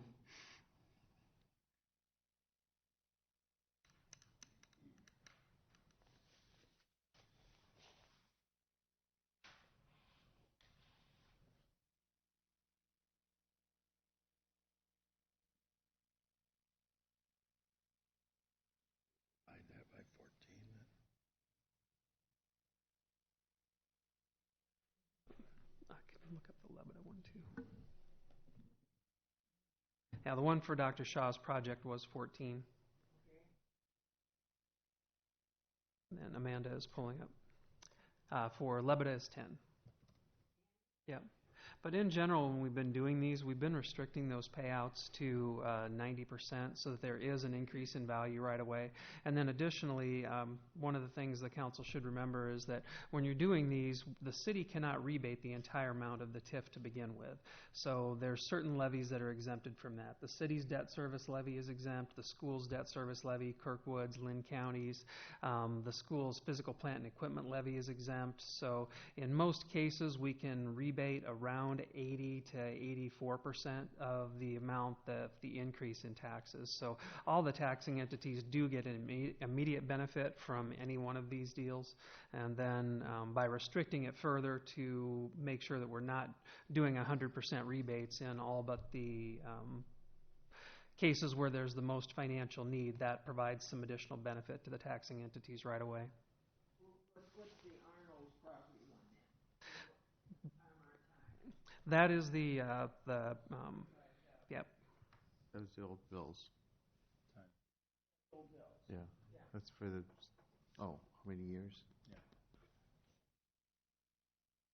45,000. Yeah. How would you build out at the back? I think it's just for sprinklers. Yeah, that one's strictly for sprinklers. Well, then the housing, the senior housing, what's it do?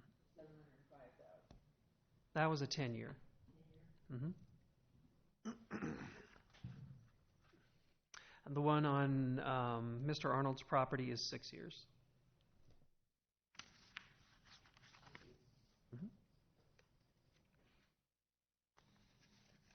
Number 8 is the first step in the approach that we're going to be taking for housing developments that require assistance, and that is to proceed with developing an urban revitalization plan. This is for scenic development. It would be something that would be done in lieu of using tax increment financing.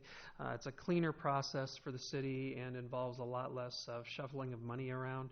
The amount of the incentive would still be tailored to the amount that they would have received from a TIF agreement, but it's doing tax abatement instead. The main difference is that with tax increment financing, what happens is the business ends up writing a check, it goes to the county, we have to certify the amount that they have to give us every year for the rebate, they write a check to us, we in turn turn around and write a check back to the business. So there's a lot involved with that. With tax abatement, basically they just phase in the taxable valuation of the building over time. So it'll show up, it'll have a taxable value, and then the taxable value will just show up in increments over a period of years. But it helps us keep them separate and distinct from anything related to businesses. And as I've told the council several times, we would only be seeking to do that for places where there is a match requirement, like the senior housing projects that were both done on Blair's Ferry Road, where there's things like workforce housing tax credits involved that require a state match, or if it fits an identified need that was determined as part of our housing needs assessment.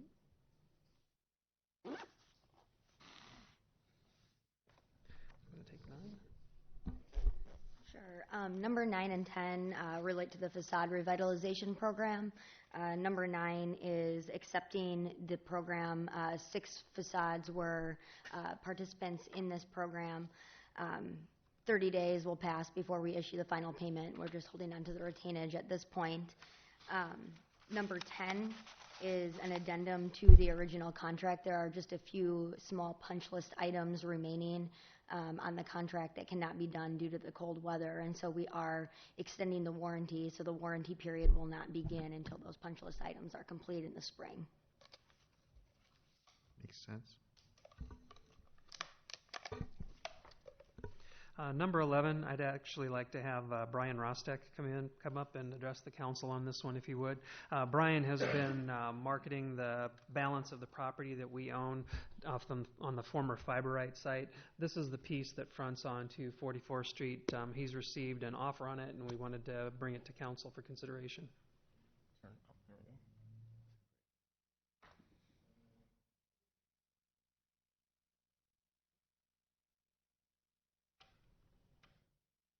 All right. Brian Rosteck, Scogan Commercial Realty. I live at 4140 Deer Valley Drive in Marion. The offer we received is on Lot 2, this area right here. Council will remember that this whole parcel here is the former Fiber 8 parcel. Lots 3 and 4 were sold to Anderson. Lot 1 to KTRO. Lot 2, we received the offer from KTRO. The offer is based on the same dollar amount per acre that he bought lot number 1 for. It's a little over $70,000 per usable acre. If you take a look at this, there is a waterway that cuts through here and a lot of these parcels that are not usable on the north end abutting the trail. So when we did that last sale, it was more about what could be used and what could be developed upon versus the total. And that's the same approach he's taking with this one. Lot 2 is a total of 5.6 acres. Per Jacob Pond at Anderson Bogert, 4.29 are usable. 1 acre is usable north of the waterway. That's this area right here, but it's only usable after somewhere between 1,000 to 2,500 cubic yards of fill come in to raise the level up some. So quite a significant cost there.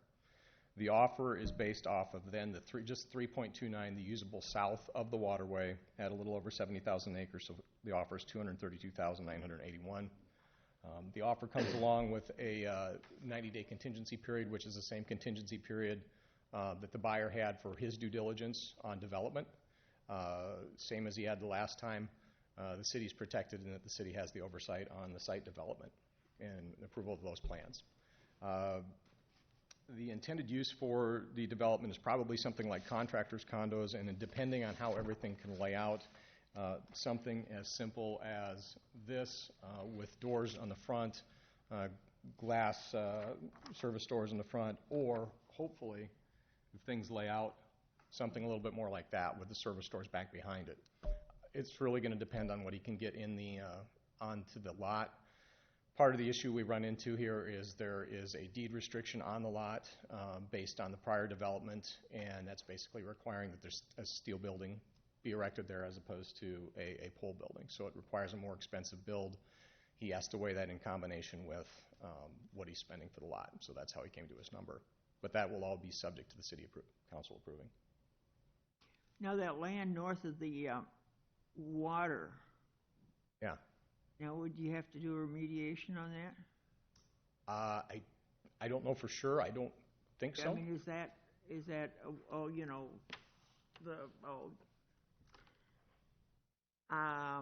what do I want? When you have to replace with another water place, Oh, the usable acres that Brian was talking about are outside, exclusive of the wetlands that are on that site. It's got about an acre of site that can be used without disturbing wetlands. Yeah. Okay, so it doesn't need to be looked at under that circumstance? Not for that. They've been delineated in the past, and really I think that's kind of the question about this one for the council is, we have several options. He's primarily interested in the ground to the south of the waterway. The lot could be split. The council could save that, and if we've got projects that have dirt, we could raise that level up and hopefully raise the value of the property for future sale. We could just say, you know what, we're not really good at being in the land development business. Let's just sell it and get it in the hands of somebody who can in turn do that. Didn't really have a feel for how the council might view that, so I wanted to bring it here and have a discussion. I just didn't want you to forget something, Get everything. If you went back to that map a minute, I'm trying to figure out, did we sell another piece of that lot?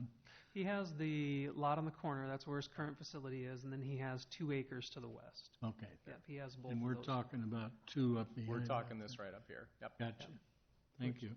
Which total is about 5.6 acres, but that waterway has always been a complication. Yeah.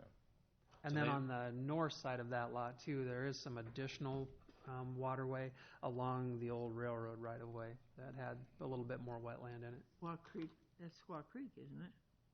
No. Isn't it? Down further to the... Squaw Creek's on the other side of 44th Street. Yeah, that's Rachi's right there. 44th and 3rd. So they weren't offering anything for the wetland area or the acre that could be used in the future? Correct. The offer for the wetlands is the same as the offer that was done the end of last year with no value assigned to it. Basically taking it over and taking responsibility for it was an expense. And for the 1 acre north of the waterway, just the estimate from Jacob Hahn for the fill, if the city wasn't able to do something, averaging what he said for the fill should be and what he said it should cost, it's about $21,000 for fill. Add that to, it's got to be a steel structure on a small lot. It's really kind of tough to put something on there. So that's the buyer's position, is that it really doesn't have a value. He'll figure something out for it, but for right now, he doesn't have a plan for it. Okay. So we could parcel that off, though. And then the trail is going to go right on the north side of that. So is there an easement already going to be in play, or would an easement be included in this transaction? Well, the easement's already there, so he's taking. So it'll just transfer with that. Okay. And that's what makes this parcel so difficult. If it's taken off there, it's just a really odd size. You can probably put a 4,000 square foot building on it, and at a 4,000 square foot building, it's a lot of money to spend on it to have a steel structure. You said the same party owns the other lot? KTRO just purchased that, and they're the same ones that have the self-storage garages right next door to that. What are they doing with it? This one? Yeah. I believe this is going to be an extension of the self-storage. It's going to have contractor condos on it. Okay, There'll be a little bit of it that'll be self-storage, but is that in place, that project? Or? It hasn't started yet, but the council has seen that layout before. Right. I mean, it's happening for sure. Mm-hmm. And that would be the plan for this for sure, too. I mean, there's a definite project in place for it? Yeah, he understands that the purchase of this is subject to council approving a project on it. It's right in the contract. And normally what we do is we put a provision in the sales agreement that a project has to be completed within a certain period of time, or we have the right to bring the property back. Okay, so we'd have the right to buy it back. Mm-hmm. Okay. And I wasn't at the point yet where I thought we needed to do a quick decision on this one. I just wanted to brief the council on it, let you know that we had received an offer, give you a chance to think it over, ask questions. If there's anything that we need to relay to Brian to relate to the potential buyer, questions that we've got about it, concerns, then we'll bring it back. All right. Thank you. Lon, do you have any, or is there any desire to keep the wetland area? I mean, would you like a list of the ones I would no longer like the city to be responsible for? So, sell it off and let them deal with it. Yeah, that's one of the things that's happened with this entire area. There's a pretty substantial wetland back in there and a detention basin, and it was never intended to be owned and maintained by the city, and so we've been pretty scrupulous about making sure that as properties were transferred, we didn't keep that as a responsibility because it was never part of what we had planned to do. Would that be a nice area for a little park? Fill it in over the years with dirt and turn it into a little park? Little green space in the industrial area? I don't know. If I could, the park board prefers to have parcels that are 10 acres or more for park around. Liar. Just kidding. We don't have another big rock, don't worry about it. No rocks there? I think that's the central question for me on it is, if there's not being much, if there's only minimal value being assigned to that property, is it worth it to us to just split it off and retain that piece? And if we have some projects coming up where we're going to be long on dirt, to just start working on raising that elevation ourselves to the point where it actually is more easily buildable, or there's more value there for a potential buyer. If there was something out there right now that they're ready to put on it, I'd say go ahead. I know Brian has been approached on some projects in the past, but none of them came forward with an offer. So this was the one that's on the table right now. Just wanted to make sure that the council was aware of it, and as a potential buyer, they deserve consideration on the offer.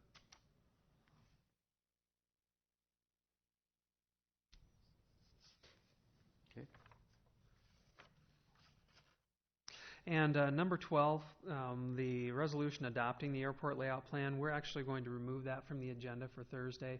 With the holidays and everything, DOT has not had time to do their full review on the plan, and we don't want to adopt it and then have to turn around and amend it based on their feedback on it. They did say we will have it very soon, so I'm confident that we'll be able to do the adoption at the meeting, the second round of meetings here coming up in February. But with it being out there now and them having significant say in what should be in that, I'd hate to adopt it and then have to make a whole rack of changes to it based on their feedback. Well, what have we heard from, after the public input event last week? And the Airport Advisory Committee will be getting a summary of all that feedback that was collected by Anderson Bogert at their meeting tomorrow night, so they'll have a chance to go through that and review it. Anderson Bogert any changes that would be made coming out of that public feedback would come into the plan as well. I believe they have to provide a summary of that to DOT as part of the development of the overall airport layout plan. So that's one of the reasons why I think DOT wanted to see that before they finalized their comments. But at what point will we actually get to discuss it? And just the night that we vote on it, or can we do it before that? What do you want to discuss? It's there for a review and discussion.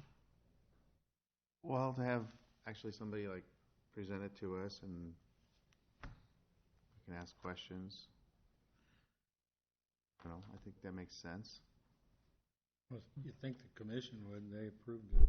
What's that? Your airport committee, you think they'd come and present it? Right, actually present it to the council. Share with us why it came out the way it came out and what the reasoning is, so that we can answer questions when people ask us. I guess one of the things after I went to the meeting that was confusing is, the charts all show that the airport runway goes across the trail, but in talking to them, they said no, it would not go across the trail.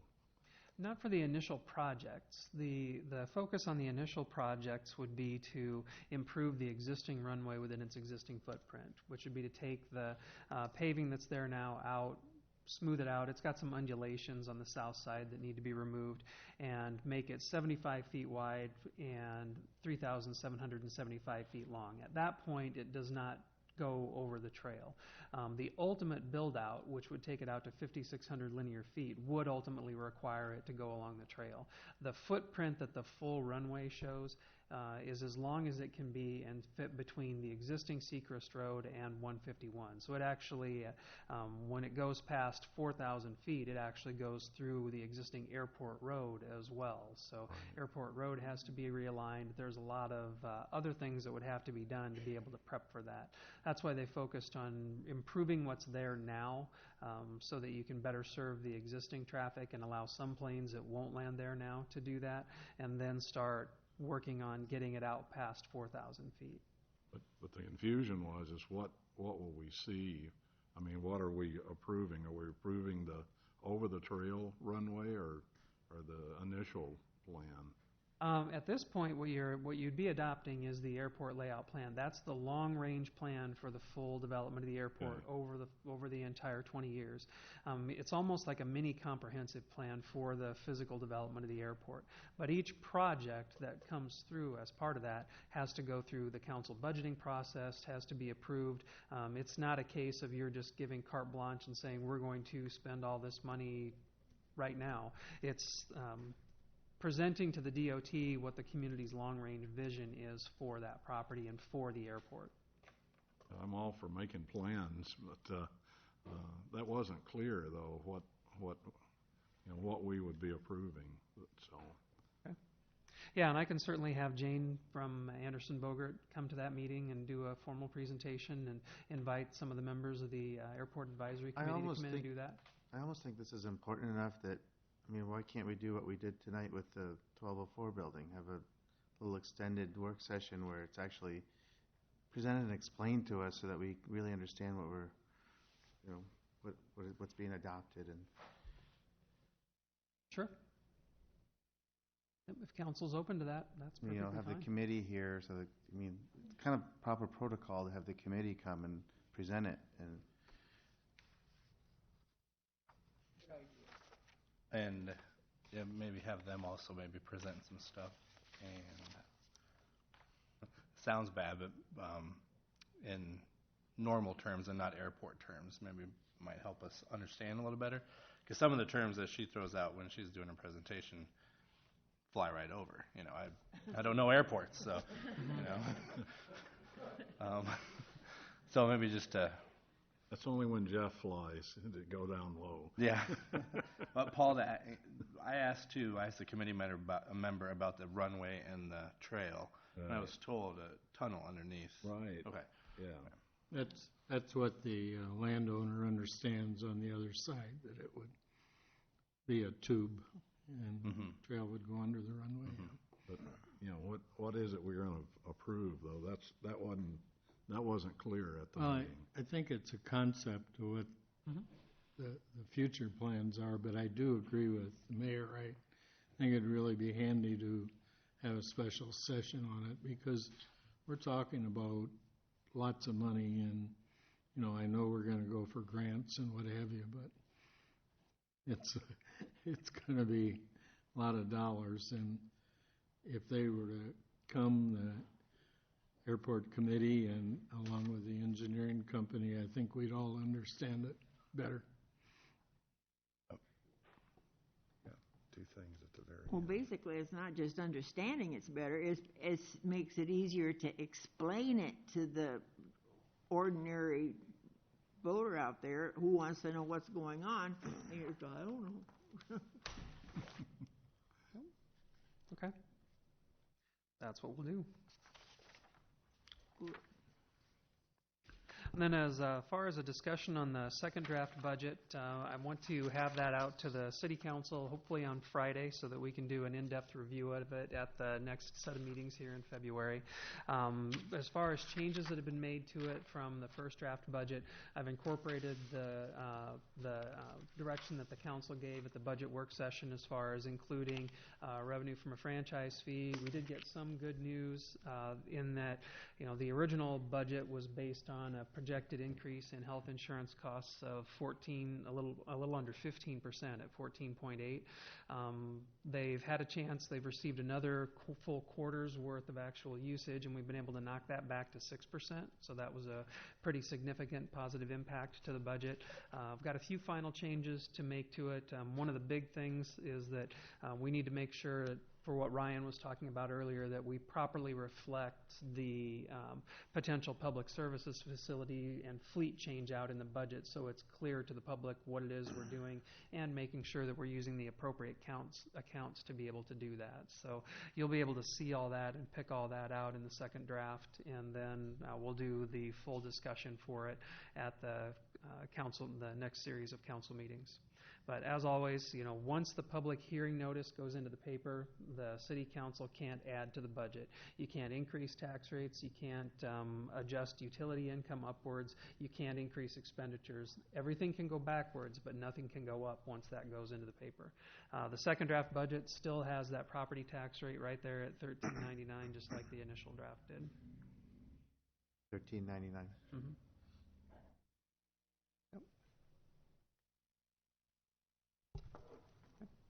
Questions for Lon on these? I have a question. Can we leave the budget and go to the hold harmless? I have a question about this dystonia fundraiser.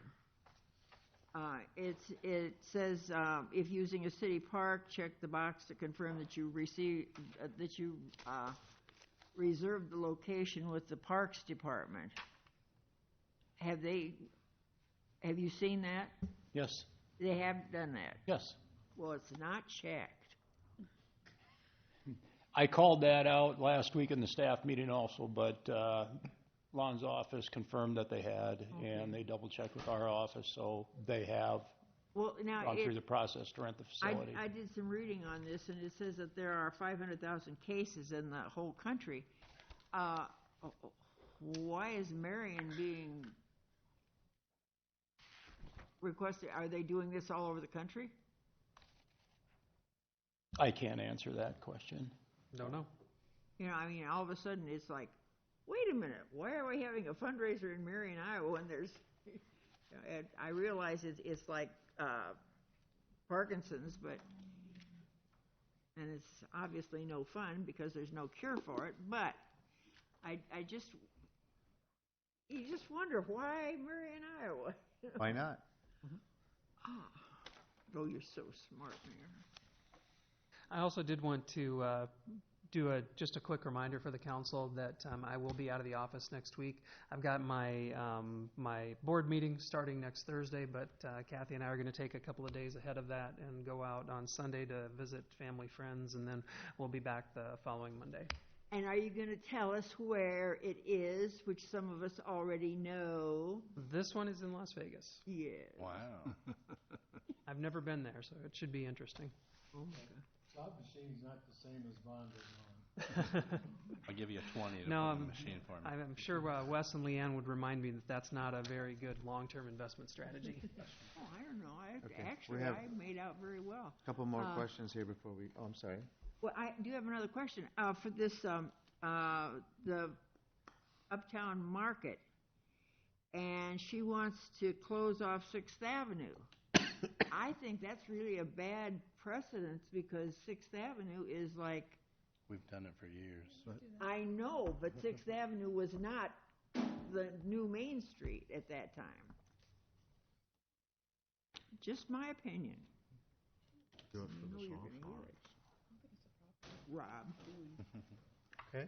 That's fine. Go ahead. When we were at I don't know if you were going to bring it up, but when we were at the library Saturday, a citizen came in and was asking about the Fitbits. I was wondering how many are still in use. Are they being turned back in if employee leaves? Wondering also if there's any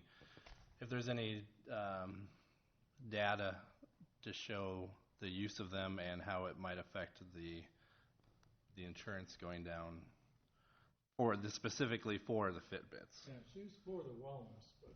Yes, she's all for the wellness, but curious if Fitbits are Part of even the doing wellness anything. program. But, Understood. I mean, Yeah. the wellness program, we had a presentation or some information that it's really been working.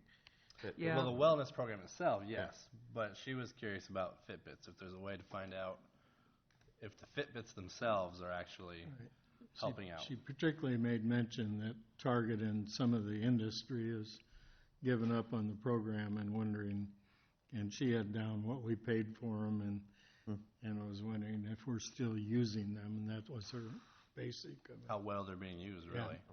Yeah, I'd have to check with HR to see how many have been turned back in. I know a number of them have been turned back in, but most of the time it's because an individual's gotten like an Apple Watch or something like that that has the same capabilities, so they have another device that will do the same thing. You know, our one of the things that you can achieve points are on our well-being program is based on the number of steps that you take. You get so many points for every 250,000 steps that you take. So those would either be tracked through a Fitbit or another device that someone owns, whether that's the smartphone, a smartwatch, some other device that they have to be able to do that. We might be able to get some aggregate data from Bavera to see how many people are achieving those points, but everything that we have would be available in the aggregate so that you couldn't pinpoint it down to an employee level or something like that because of HIPAA. Very good. Thank Just to comment, I think partly what's occurring too is that, like my Fitbit that was city provided, I used and wore it out, and now I've bought my own Fitbit to replace that with. So I think that's so that I can participate in the program. So that's an ongoing benefit to the city that I provided. So. Interesting. Thank you.